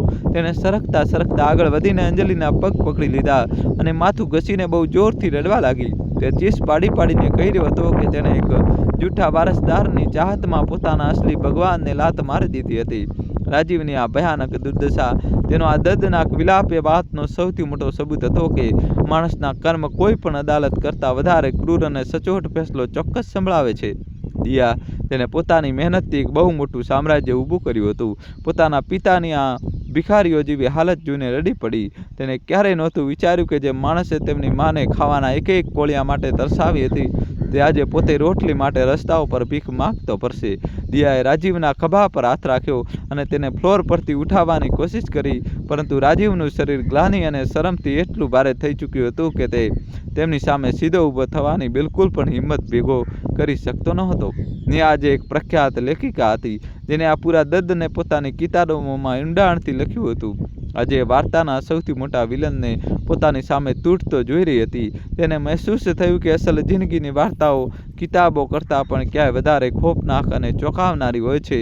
નેહાના દિલમાં પોતાના પિતા માટે હંમેશા એક ઊંડી નફરત ભરેલી હતી, પરંતુ આજે આ વૃદ્ધ અને બરબાદ માણસને જોઈને તેની નફરત ક્યાંય ગાયબ થઈ ગઈ હતી અને તેની જગ્યા એક અજીબ લાચારી અને દર્દનાક ઉદાસીએ પૂરી રીતે લઈ લીધી હતી. રાજીવે રડતા રડતા પોતાની દીકરીઓને પોતાની બરબાદીની એ પૂરી ખોફનાક વાર્તા સંભળાવી. તેને જણાવ્યું કે કેવી રીતે જે દીકરા આરવની ચાહતમાં તેને આ બધો ભયાનક પાપ કર્યો હતો, એ જ દીકરાએ તેને જીવતે જીવ નર્કની આગમાં ધકેલી દીધો. તેને ધ્રુજતા જણાવ્યું કે સોનિયા તેની બધી કમાણી અને પુરોહિત પુશ્તેની સંપત્તિ લૂંટીને આરવની સાથે ફરાર થઈ ગઈ અને તેને દેવાદારોની સામે મરવા માટે રસ્તા પર લાવારીસ છોડી દીધો. રાજીવની આ દર્દનાક દાસ્તાન સાંભળીને ચારેય દીકરીઓના રૂવાડા ઊભા થઈ ગયા. તેમને કુદરતના કઠોર અને સાચા ઇન્સાફ પર પૂરો ભરોસો થઈ ગયો. અંજલિએ પોતાની ભાવનાઓ પર ખૂબ સખ્તાઈથી કાબૂ મેળવતા કહ્યું કે કર્મોનો હિસાબ દરેક માણસે આ જ જન્મમાં અને આ જ ધરતી પર ચૂકવવો પડે છે. તેને ખૂબ જ શાંત પણ કડક અવાજમાં રાજીવને કહ્યું કે જે આંસુ તેણે 20 વર્ષ પહેલાં તેમની મા મીરાની આંખોમાંથી કાઢ્યા હતા, આજે એ જ આંસુ તેજાબ બનીને તેની પોતાની જિંદગીને સળગાવી રહ્યા છે. અંજલિના આ શબ્દો કોઈ ધારદાર તલવારની જેમ રાજીવની છાતીને આરપાર થઈ રહ્યા હતા. તે જાણતો હતો કે તેની દીકરીનું કહેલું એક એક વાક્ય પૂરી રીતે સાચું છે. રાજીવે પોતાના બંને હાથ જોડીને અંજલિને કહ્યું કે તે આ ભયાનક સજાનો પૂરો હકદાર છે અને તેને કોઈ પણ દયા નથી જોઈતી. તેને ડુસકા ખાતા કહ્યું કે તે માત્ર એકવાર પોતાની મહાન પત્ની મીરાના દર્શન કરવા માંગે છે, જેથી તે તેના પગમાં પડીને પોતાના ભયાનક પાપોની અંતિમ માફી માંગી શકે. રાજીવની અંદર હવે જીવવાની કોઈ ઈચ્છા બચી નહોતી. તે માત્ર પોતાની એ પવિત્ર પત્નીની સામે પોતાના બધા ગુનાઓનો પશ્ચાતાપ કરીને પોતાની ઘાયલ અને તડપતી આત્માને હંમેશા માટે પૂરી રીતે આઝાદ કરવા માંગતો હતો. મીરાનું નામ સાંભળતા જ ચારેય દીકરીઓની આંખોમાં એક અજીબ ચમક અને ઊંડી ઉદાસી છવાઈ ગઈ. જે માએ પોતાની જિંદગીના બધા સૂકા બાળકીઓની એક મુસ્કાન માટે કશું પણ વિચાર્યા વિના કુરબાન કરી દીધા હતા, આજે એ જ માની સામે આ પાપી માણસને લઈ જવાનો સાચો સમય આવી ગયો હતો. કવિતાએ પોતાના પિતાને સહારો આપીને ફ્લોર પરથી ઉઠાવ્યો અને તેને વ્હીલચેર પર બહુ આરામથી બેસાડી દીધો. તેમણે ફેસલો કર્યો કે રાજીવને આ આખરી મોકો જરૂર આપવો જોઈએ, જેથી તે પોતાના જીવનના અંતિમ અને કડવા સત્યનો સામનો કરી શકે. હોસ્પિટલની બહાર રાતનું અંધારું હવે બહુ જ વધારે ઘેરું થઈ ચૂક્યું હતું અને આકાશમાંથી હળવો વરસાદ શરૂ થઈ ગયો હતો. આ વરસાદ 20 વર્ષ જૂની એ ખોફનાક રાતની વરસાદથી બિલકુલ અલગ હતો. આજની આ વરસાદમાં ન તો કોઈ દરિંદગી હતી અને ન તો કોઈ માસૂમનું દર્દ છુપાયેલું હતું, બલકે આજની આ ઠંડી વરસાદ જાણે પ્રકૃતિના એક બહુ મોટા ન્યાય અને એક પાપી માણસના ભયાનક પશ્ચાતાપને ધોવાનું કામ કરી રહી હતી. દોસ્તો, કહાની છેલ્લા સુધી જોજો અને વિડીયો લાઈક કરીને જલ્દીથી ચેનલ સબસ્ક્રાઈબ કરી દો. હવે નવો ટ્વિસ્ટ આવશે. પોતાની આલિશાન અને મોટી ગાડી હોસ્પિટલના મુખ્ય દરવાજા પર મંગાવી લીધી હતી. રાજીવને ખૂબ જ સાવધાનીથી એ શાનદાર ગાડીની પાછલી સીટ પર બેસાડવામાં આવ્યો. તે ગાડીની બારીમાંથી બહાર પડતી વરસાદની બૂંદોને જોઈને બહુ જોરથી ડુસકા ભરી રહ્યો હતો. અંજલિ તેની બાજુમાં બિલકુલ ખામોશ બેઠી હતી અને તેની ખામોશી રાજીવ માટે કોઈ બહુ મોટા અને ખતરનાક તુફાન કરતાં પણ વધારે ડરામણી લાગી રહી હતી. રસ્તામાં કોઈએ પણ એકબીજા સાથે કોઈ વાત ન કરી. પૂરી ગાડીમાં માત્ર રાજીવના રડવાનો દર્દનાક અવાજ અને બહાર પડતા તેજ વરસાદનો સોર જ પૂરી રીતે ગુંજી રહ્યો હતો. ગાડી શહેરના ચમકતા રસ્તાઓ પરથી પસાર થતી એક બહુ જ ભવ્ય અને શાંત વિસ્તાર તરફ ઝડપથી વધી રહી હતી. રાજીવને સમજાતું નહોતું કે તેની ઠુકરાવેલી પત્ની મીરા હવે કેટલી મોટી અને તાકાતવર માણસ બની ચૂકી છે. તેને દરેક પળ બસ એ જ ડર સતાવી રહ્યો હતો કે જ્યારે મીરા તેને આ ભિખારી અને લાચાર હાલતમાં જોશે તો શું તે તેના પર થૂકશે કે તેને પોતાના નોકરો પાસે ધક્કા મરાવીને બહાર કઢાવી દેશે. રાજીવનું ધ્રુજતું નબળું દિલ આ ભયાનક વિચારથી જ વારંવાર બહુ ખરાબ રીતે બેસી જતું હતું. થોડી વારની લાંબી સફર પછી ગાડી એક બહુ મોટા અને આલિશાન બંગલાના શાનદાર લોખંડના ગેટની સામે જઈને રોકાઈ ગઈ. ગેટ પર હાજર સુરક્ષા ગાર્ડસે તરત જ દરવાજો ખોલ્યો અને ગાડી અંદર એક બહુ સુંદર અને લીલાછમ બગીચામાં દાખલ થઈ ગઈ. રાજીવે પોતાની ધ્રુજતી નજરોથી એ મહેલ જેવા ઘરને જોયું. આ ઘર તેના એ પુશ્તૈની મકાન કરતાં કેટલાય ગણું વધારે મોટું અને સુંદર હતું, જેનું તેને બહુ વધારે ગમન રહેતું હતું. તેને આ જોઈને બહુ શરમ આવી રહી હતી કે તેની પત્ની હવે એક મહારાણીની જેમ રહે છે. દિયાએ ગાડીનો દરવાજો ખોલ્યો અને વોર્ડ બોયની મદદથી રાજીવને તેની વ્હીલચેર પર બહુ આરામથી બેસાડી દીધો. ચારેય દીકરીઓ પોતાના પિતાની એ વ્હીલચેરને ધકેલતા બંગલાના વિશાળ અને ચમકતા મુખ્ય દરવાજા તરફ વધવા લાગી. રાજીવના પૂરા શરીરમાં એક બહુ અજીબ અને ખોફનાક ધ્રુજારી દોડી રહી હતી. તેને એવું લાગી રહ્યું હતું જાણે તે કોઈ મોટી અદાલતમાં પોતાનો અંતિમ અને સૌથી ભયાનક ફેસલો સાંભળવા માટે જઈ રહ્યો હોય, જેના ન્યાયાધીશ કોઈ બીજું નહીં બલકે તેની પોતાની ઠુકરાવેલી અને બેકસૂર પત્ની મીરા જ છે. જેવા તેઓ બંગલાના વિશાળ અને રોશનીથી ઝગમગતા હોલમાં દાખલ થયા, રાજીવની આંખોએ ભવ્યતા જોઈને પૂરી રીતે અંજાઈ ગઈ. દિવાલો પર શાનદાર પેન્ટિંગ્સ લાગેલી હતી અને દરેક વસ્તુમાંથી એક બહુ જ ઊંડી શાંતિ અને સફળતાની સુગંધ આવી રહી હતી. હોલની વચ્ચોવચ્ચ એક બહુ મોટો અને આરામદાયક સોફો રાખેલો હતો. એ જ સોફા પર એક વૃદ્ધ પરંતુ બેહદ ગરિમામય અને શાંત મહિલા બેઠેલી હતી, જે પોતાના હાથોથી એક બહુ સુંદર સ્વેટર ગૂંથવામાં પૂરી રીતે મગ્ન નજર આવી રહી હતી. એ મહિલા કોઈ બીજી નહીં બલકે રાજીવની પોતાની પહેલી પત્ની મીરા હતી. સમય તેના વાળને પૂરી રીતે સફેદ કરી દીધા હતા અને ચહેરા પર સંઘર્ષોની ઘણી બધી ઊંડી કરચલીઓ સાફ દેખાઈ રહી હતી, પરંતુ તેની આંખોમાં એક અજીબ અને બહુ શક્તિશાળી તેજ હતું. તે કોઈ લાચાર અને બેબસ સ્ત્રીની જેમ નહીં બલકે એક વિજયી અને અજય મહારાણીની જેમ દેખાઈ રહી હતી. રાજીવની વ્હીલચેરના પૈડાનો હળવો એવો અવાજ સાંભળીને મીરાએ પોતાનું હાથનું કામ રોકી દીધું અને ધીમેથી પોતાનું માથું ઉપરની તરફ ઉઠાવ્યું. મીરાની એ શાંત અને ઊંડી આંખો સીધી રાજીવના એ ડરેલા અને આંસુઓથી ભીંજાયેલા ચહેરા સાથે જઈને ટકરાઈ. એક પળમાં કોઈ પણ શબ્દ બોલ્યા વિના 20 વર્ષોનો બધું દર્દ, બધો ખોફ અને બધો ભયાનક પશ્ચાતાપ એ મોટા હોલમાં પૂરી રીતે ગુંજી ઉઠ્યો. રાજીવના શ્વાસ તેના ગળામાં બહુ ખરાબ રીતે અટકી ગયા. તે જોરથી ધ્રુજવા લાગ્યો. તેને લાગી રહ્યું હતું કે તે મીરાની પવિત્ર અને તે જ નજરની સામે પીગળીને હંમેશા માટે આ જમીનની અંદર રાખ બનીને પૂરી રીતે દફન થઈ જશે. મીરાને પોતાની સામે એક રાણીની જેમ બેઠેલી જોઈને રાજીવની બધી બચેલી હિંમત પૂરી રીતે તૂટી ગઈ. તે પોતાની વ્હીલચેર પરથી અચાનક નીચે ફ્લોર પર પડી ગયો અને ઘૂંટણભેર સરકતો મીરાની તરફ આગળ વધવા લાગ્યો. તેની આંખોમાંથી આંસુઓનો એક ભયાનક સૈલાબ વહી રહ્યો હતો, જે રોકાવાનું નામ જ નહોતો લઈ રહ્યો. રાજીવે પોતાના બંને ધ્રુજતા હાથોથી મીરાના પગને કસકસીને પકડી લીધા અને પોતાનું માથું જમીન પર ઘસીને બહુ જ જોરથી રડવા લાગ્યો. એ મોટા હોલમાં માત્ર તેના પશ્ચાતાપની દર્દનાક અને ભયાનક ચીસો ગુંજી રહી હતી. રાજીવ પોતાના ભારે અને રૂંધાયેલા અવાજમાં મીરા પાસે પોતાના ભયાનક પાપોની માફી માંગવા લાગ્યો. તેને ચીસ પાડતા કહ્યું કે તે એક ખૂબ જ નીચ અને ક્રૂર પ્રાણી છે, જેને એક ખોટા વારસદારની અંધ ઈચ્છામાં પોતાના અસલી ભગવાનને ઠુકરાવી દીધા હતા. તેને સ્વીકાર્યું કે તેને મીરા અને પોતાની નિર્દોષ દીકરીઓ સાથે જે ભયાનક અત્યાચાર કર્યા હતા તેની સજા નરકની આગ કરતાં પણ વધુ દર્દનાક હોવી જોઈએ. રાજીવ વારંવાર કહી રહ્યો હતો કે સોનિયાને આરવે તેને રસ્તા પર ફેંકી દઈને તે તેના કૃત્યોની બિલકુલ યોગ્ય અને કઠોર સજા આપી છે. મીરાએ ખૂબ જ શાંતિ અને એક અજીબ મૌન સાથે પોતાના પગમાં પડેલા એ લાચાર માણસને જોયો. તેના ચહેરા પર ન તો કોઈ ગુસ્સો હતો અને ન તો કોઈ જૂની નફરતની ઝલક દેખાઈ રહી હતી. તેને ખૂબ જ શાલીનતાથી પોતાના પગ પાછા ખેંચી લીધા અને રાજીવને પોતાના પગ અડકતા સંપૂર્ણપણે રોકી દીધો. મીરાની એ ઠંડી અને શાંત નજરે રાજીવના હૃદયને કોઈ તીક્ષ્ણ હથિયારની જેમ ચીરી નાખ્યું. 20 વર્ષોના એ લાંબા અને ભયાનક સંઘર્ષે મીરાને લાગણીઓના દરેક તોફાનમાંથી સંપૂર્ણપણે મુક્ત કરી દીધી હતી. આખા હોલમાં છવાયેલા એ ભયાનક સન્નાટાને તોડતા મીરાનો ખૂબ જ શાંત પરંતુ ગંભીર અવાજ ગુંજી ઉઠ્યો. તેને કહ્યું કે જ્યારે 20 વર્ષ પહેલાં તેને પોતાની ભૂખી અને ભીંજાતી બાળકીઓ સાથે રસ્તા પર રાત વિતાવી હતી, ત્યારે તેની અંદરનો એ જૂનો પ્રેમ હંમેશા માટે મરી ગયો હતો.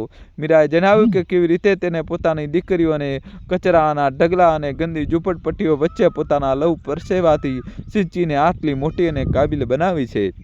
દોસ્તો, કહાની છેલ્લા સુધી જોજો અને વિડીયો લાઈક કરી ચેનલ સબસ્ક્રાઈબ કરી દો. હવે નવો ટ્વિસ્ટ આવશે. તે રાતોની ભયાનક ભૂખ અને લોકોના ગંદા મેના ટોણાએ મીરાને એક અજય ખડકમાં બદલી દીધી હતી. મીરાએ એક ઊંડો શ્વાસ લીધો અને રાજીવની ડરેલી આંખોમાં સીધું જોતા કહ્યું કે તેને ઘણો સમય પહેલાં જ માફ કરી દીધો હતો. તેને સમજાવ્યું કે આ માફી રાજીવ માટે નહીં, પરંતુ તેની પોતાની આત્માની શાંતિ અને ભયાનક કર્મચક્રને તોડવા માટે હતી. મીરા જાણતી હતી કે જો તે દિલમાં નફરતનું ઝેર પાળી રાખત તો ક્યારે પોતાની દીકરીઓને સફળ જીવન આપી શકી ન હોત. તેને રાજીવને કહ્યું કે કુદરતે પોતાને ન્યાય કરી દીધો અને હવે તેના દિલમાં કોઈ પણ કડવાશ કે ગુસ્સો બિલકુલ બાકી નથી. જોકે મીરાએ ખૂબ જ સ્પષ્ટ અને કડક શબ્દોમાં એ પણ સાફ કરી દીધું કે માફી આપવાનો અર્થ બધું ભૂલીને ફરી એક થઈ જવું બિલકુલ નથી.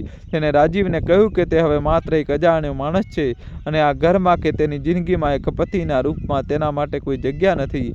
મીરાએ કહ્યું કે જે દોરો 20 વર્ષ પહેલાં તૂટી ગયો હતો તેને હવે દુનિયાની કોઈ શક્તિ ફરીથી જોડી શકતી નથી. તેને રાજીવને તેની અંતિમ અને સૌથી મોટી સચ્ચાઈથી ખૂબ જ નિર્મમ રીતે પૂરેપૂરો રૂબરૂ કરાવી દીધો હતો. ત્યારબાદ અંજલિ અને દિયા આગળ આવી અને તેમને પોતાની માતાની વાતોનું પૂરેપૂરું સમર્થન કર્યું. અંજલિએ એક ન્યાયાધીશની હૈસિયતથી નહીં, પરંતુ એક દીકરીના રૂપમાં કહ્યું કે પિતાનો દરજ્જો માત્ર જન્મ આપવાથી નથી મળતો, પરંતુ પોતાની જવાબદારીઓ નિભાવવાથી મળે છે.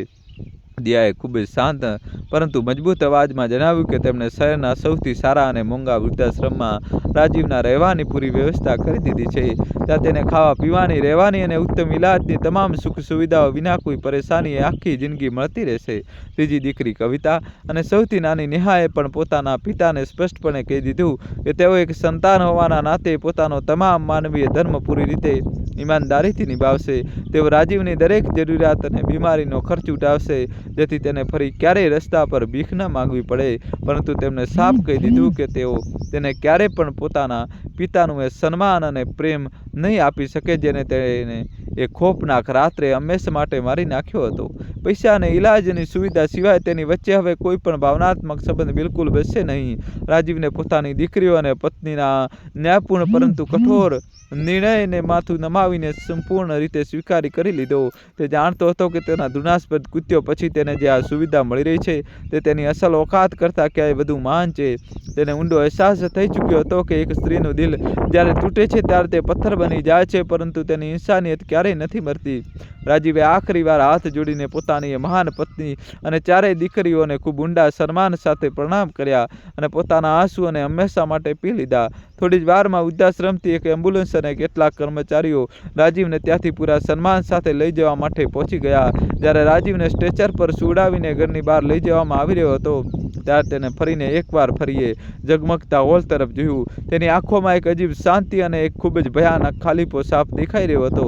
તે આ સત્યને સ્વીકારી ચૂક્યો હતો કે તેનું બાકીનું બચેલું જીવન હવે આ જ ચિત્ત અને એકલતાની ભયાનક આગમાં ધીમે ધીમે બળીને હંમેશા માટે પૂરેપૂરું રાખ થઈ જશે. રાજીવના ત્યાંથી ગયા પછી આખા બંગલામાં એક ખૂબ જ અદ્ભુત અને પવિત્ર શાંતિ સંપૂર્ણપણે છવાઈ ગઈ હતી. મીરાએ પોતાની ચારેય દીકરીઓને પોતાની પાસે બોલાવી અને તેમને ખૂબ જ વહાલથી પોતાના હૃદય સરસી ચાંપી દીધી. આજે તે બધાના દિલમાંથી 20 વર્ષ જૂનો એ ભયાનક અને ભારે બોજ હંમેશા માટે ઉતરી ચૂક્યો હતો. તે ચારેય દીકરીઓની આંખોમાં પોતાની માતા માટે ભગવાન કરતાં પણ ક્યાંય મોટું સન્માન અને અસીમ પ્રેમ સાફ ઝળહળી રહ્યો હતો. આ એ મહિલાઓની ખૂબ મોટી જીત હતી જેમણે સમાજના દરેક કાળા નિયમને પોતાના દમ પર તોડ્યો હતો. આ વાર્તા માત્ર એક પરિવારના દર્દ અને સંઘર્ષની વાર્તા નહોતી, પરંતુ આ કુદરતના અટલ સત્યનું સૌથી મોટું પ્રમાણ હતું કે માણસ જે વાવે છે તેને એક દિવસે એ જ લણવું પડે છે. અહંકાર, લોભ અને ક્રૂરતાનો અંત હંમેશા એક ખૂબ જ ભયાનક બરબાદીમાં થાય છે. બીજી તરફ સાચો ત્યાગ, નિસ્વાર્થ પ્રેમ અને કઠોર સંઘર્ષ હંમેશા જીતનો શાનદાર તાજ પહેરે છે. મીરા અને તેની દીકરીઓએ આ સાબિત કરી દીધું હતું કે સ્ત્રી કોઈ બિચારી કે અભિશાપ નથી, પરંતુ તે આખા બ્રહ્માંડની સૌથી મોટી તાકાત અને સાક્ષાત ભગવાનનું બીજું સ્વરૂપ છે. એમ્બ્યુલન્સમાં સૂઈને રાજીવે બારીની બહાર રાતના એ ગાઢતા અંધારાને એકી સતત નિહાળી રહ્યો હતો. તેને હવે પોતાની પૂર્વજોની હવેલી, પોતાની ખોટી શાન અને પોતાના એ દગાબાજ દીકરા આરવની કોઈ યાદ નહોતી સતાવી રહી. તેના મનમાં માત્ર મીરાની એ શાંત અને દેવી જેવી છબી પૂરી રીતે વસી ગઈ હતી. તેને એ વિચારી એ જ અંદર સુધી ભયાનક ધ્રુજારી થઈ રહી હતી કે તેને કઈ રીતે એક હીરાને પથ્થર સમજીને ખૂબ જ બેરહમીથી પોતાના પગ તળે કચડી નાખ્યો હતો. તેનું આખું જીવન એક ખૂબ મોટી અને ખોફનાક ભૂલનું દર્દનાક પરિણામ બનીને રહી ગયું હતું. જ્યારે એમ્બ્યુલન્સ શહેરના શાનદાર અને શાંત વૃદ્ધાશ્રમના મુખ્ય દરવાજા પર પહોંચી તો ત્યાંનું વાતાવરણ ખૂબ સુંદર હતું. ચારે તરફ લીલાછમ વૃક્ષો અને રંગબેરંગી ફૂલો લાગેલા હતા જે મનને અજીબ શાંતિ પ્રદાન કરી રહ્યા હતા. રાજીવને એક ખૂબ જ આરામદાયક અને સાફ સુથરા રૂમમાં લઈ જવામાં આવ્યો. તે રૂમની દિવાલો તેને તેની ભયાનક એકલતાનો અહેસાસ કરાવી રહી હતી જે હવે તેનું નસીબ બની ચૂકી હતી. અહીં તેને કોઈ મહેણું મારવાનું નહોતું, પરંતુ તેને પોતાની જ પાપી આત્મા દરેક પળે તેને બેરહમીથી નોચવા માટે પૂરી રીતે તૈયાર બેઠી હતી. રાજીવના ગયા પછી મીરા પોતાના રૂમની બારી પાસે ઊભી રહીને ખૂબ મોડે સુધી આકાશના ચમકતા સિતારાઓને જોતી રહી.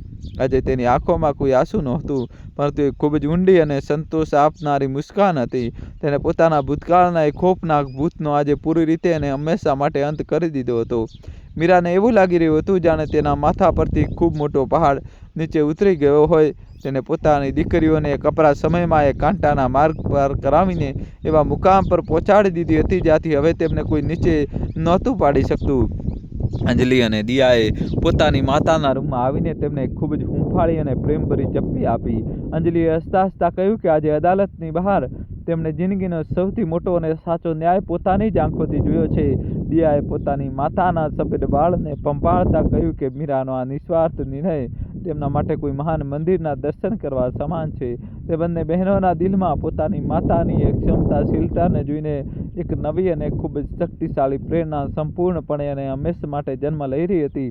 થોડી જ વારમાં કવિતા અને નેહા પણ ત્યાં આવી ગઈ અને પોતાની માતાના પગ પાસે જમીન પર આરામથી બેસી ગઈ. કવિતાએ કહ્યું કે આજે હોસ્પિટલમાં તેણે એક દર્દીનો જીવ બચાવ્યો, પરંતુ તેની માતાએ તો આજે એક પાપીની આખી આત્માને જ મોક્ષ પ્રદાન કરી દીધો છે. નેહા પોતાની ડાયરીમાં આજની આ ઐતિહાસિક અને ભાવુક રાતના એક એક પળને ખૂબ જ બારીકાઈથી નોંધી રહી હતી. તે જાણતી હતી કે આ વાર્તા દુનિયાની લાખો પીડિત મહિલાઓ માટે એક ખૂબ જ મોટું અને મજબૂત હથિયાર બનવાની છે. ભારતના જૂના અને રૂઢિચુસ્ત સમાજમાં હંમેશાથી એવું માનવામાં આવી રહ્યું છે કે દીકરીઓ માત્ર પારકુદન હોય છે અને માત્ર દીકરો જ મોક્ષ અપાવી શકે છે, પરંતુ આજે આ ચાર મહાન દીકરીઓએ આ જૂની અને ખોખલી માન્યતાને જડમૂળથી ઉખાડીને ફેંકી દીધી હતી. તેમણે સાબિત કરી દીધું હતું કે એક દીકરી જ પોતાના માતા પિતાનો ગળપણનો સૌથી સાચો અને મજબૂત સહારો હોય છે. સમાજની એ સડી ગયેલી માનસિકતા આજે મીરાના એ ભવ્ય મહેલની દહેલીજ પર પૂરી રીતે હારીને હંમેશા માટે પૂરેપૂરી ચકચૂર થઈ ચૂકી હતી. કર્મ અને ધર્મનો આ શાનદાર સંગમ આ પરિવારની વાર્તાનો સૌથી સુંદર અને શક્તિશાળી ભાગ બની ચૂક્યો હતો. રાજીવે જે ભયાનક કર્મો કર્યા હતા તેની સજા તેને દદ્દરની ઠોકરો ખાઈને અને પોતાના વતી બેદખલ થઈને પૂરી રીતે મળી ચૂકી હતી. બીજી તરફ મીરાએ પોતાના નિસ્વાર્થ ધર્મનું પાલન કરતા પોતાના દુશ્મનને પણ એક ખૂબ જ મહાન માફી દાનમાં આપી દીધી હતી. બુરાઈ પર અચ્છાઈની આ જીતે સાબિત કરી દીધું હતું કે ઈશ્વર હંમેશા તેનો જ સાથ આપે છે જે સચ્ચાઈના રસ્તા પર ડર્યા વગર હંમેશા ચાલતો રહે છે. આગલી સવારે જ્યારે વૃદ્ધાશ્રમમાં સૂરજનું પહેલું કિરણ રાજીવના ચહેરા પર પડ્યું તો તેને એક લાંબો અને સુકૂનભર્યો શ્વાસ લીધો. તે પોતાના રૂમની બારીમાંથી બહાર ઉડતા આઝાદ પક્ષીઓની ખૂબ જ શાંત અને નજરોની સતત જોઈ રહ્યો હતો. તેની પાસે હવે ગુમાવવા માટે કંઈ પણ બચ્યું નહોતું, પરંતુ તેને આ વાતથી અજીબ ખુશી હતી કે તેની દીકરીઓ આટલા ઊંચા મુકામ પર છે. તેને પોતાની આંખો બંધ કરી અને પોતાના બાકી બચેલા જીવનને ઈશ્વરની પ્રાર્થના અને જૂના પાપોના કઠોર પ્રાયશ્ચિતમાં હંમેશા માટે પૂરી રીતે સમર્પિત કરી દીધું. દિલ્હી શહેરમાં મીરા અને તેની દીકરીઓનું નામ હવે કોઈ પરિચયનું મોહતાજ બિલકુલ રહ્યું નહોતું. તેમને ચેરિટેબલ હોસ્પિટલ અને દિયાનો વ્યાપાર બંને જ આકાશની નવી ઊંચાઈઓને સતત આંબી રહ્યા હતા. અંજલિના કડક નિર્ણયો અને નેહાના ભાવુક પુસ્તકો સમાજમાં એક ખૂબ મોટી ક્રાંતિ લાવી રહ્યા હતા. આ પરિવાર એક એવી ચમકતી મિસાલ બની ગયો હતો જેને બતાવી દીધું કે જો એક સ્ત્રી પોતાની પૂરી તાકાત અને હિંમત પર આવી જાય તો તે પોતાના નસીબની રેખાઓને પોતે પોતાના હાથોથી ખૂબ જ સરળતાથી અને મજબૂતીથી પૂરી રીતે બદલી શકે છે. આ વાર્તા બસ એટલી જ નથી કે એક પતિએ અત્યાચાર કર્યો અને પત્નીએ સંઘર્ષ કરીને જીત હાસિલ કરી. આ વાર્તા ઇન્સાનિયત, કરુણા અને ન્યાયના સર્વ શિખરની છે, જેને અડવું દરેકને બસની વાત નથી. રાજીવની બરબાદી અને મીરાની માનતાએ ચીસો પાડીને કહે છે કે દુનિયામાં નફરતનો અંત માત્ર પ્રેમ અને સાચી ક્ષમાથી સંભવ છે. તે પૂર્વજોનું ઘર જ્યાંથી દીકરીઓ કાઢી મૂકવામાં આવી હતી આજે ખંડેર છે, પરંતુ તેમનો બનાવેલો આ નવો સંસાર અનંતકાળ સુધી રોશની અને આશા હંમેશા પૂરી રીતે ફેલાવતો રહેશે. દોસ્તો, કહાની કેવી લાગી કોમેન્ટમાં જણાવજો, અને કોમેન્ટમાં તમે કયા ગામ કયા શહેરથી આ કહાની જોઈ રહ્યા છો એ જણાવજો, અને કોમેન્ટમાં જય શ્રી કૃષ્ણ તો લખવું જ પડશે. દોસ્તો, વિડીયો લાઇક કરી ચેનલ સબસ્ક્રાઈબ કરજો અને તમારા મિત્રો સાથે શેર કરજો. થેન્ક યુ, ધન્યવાદ.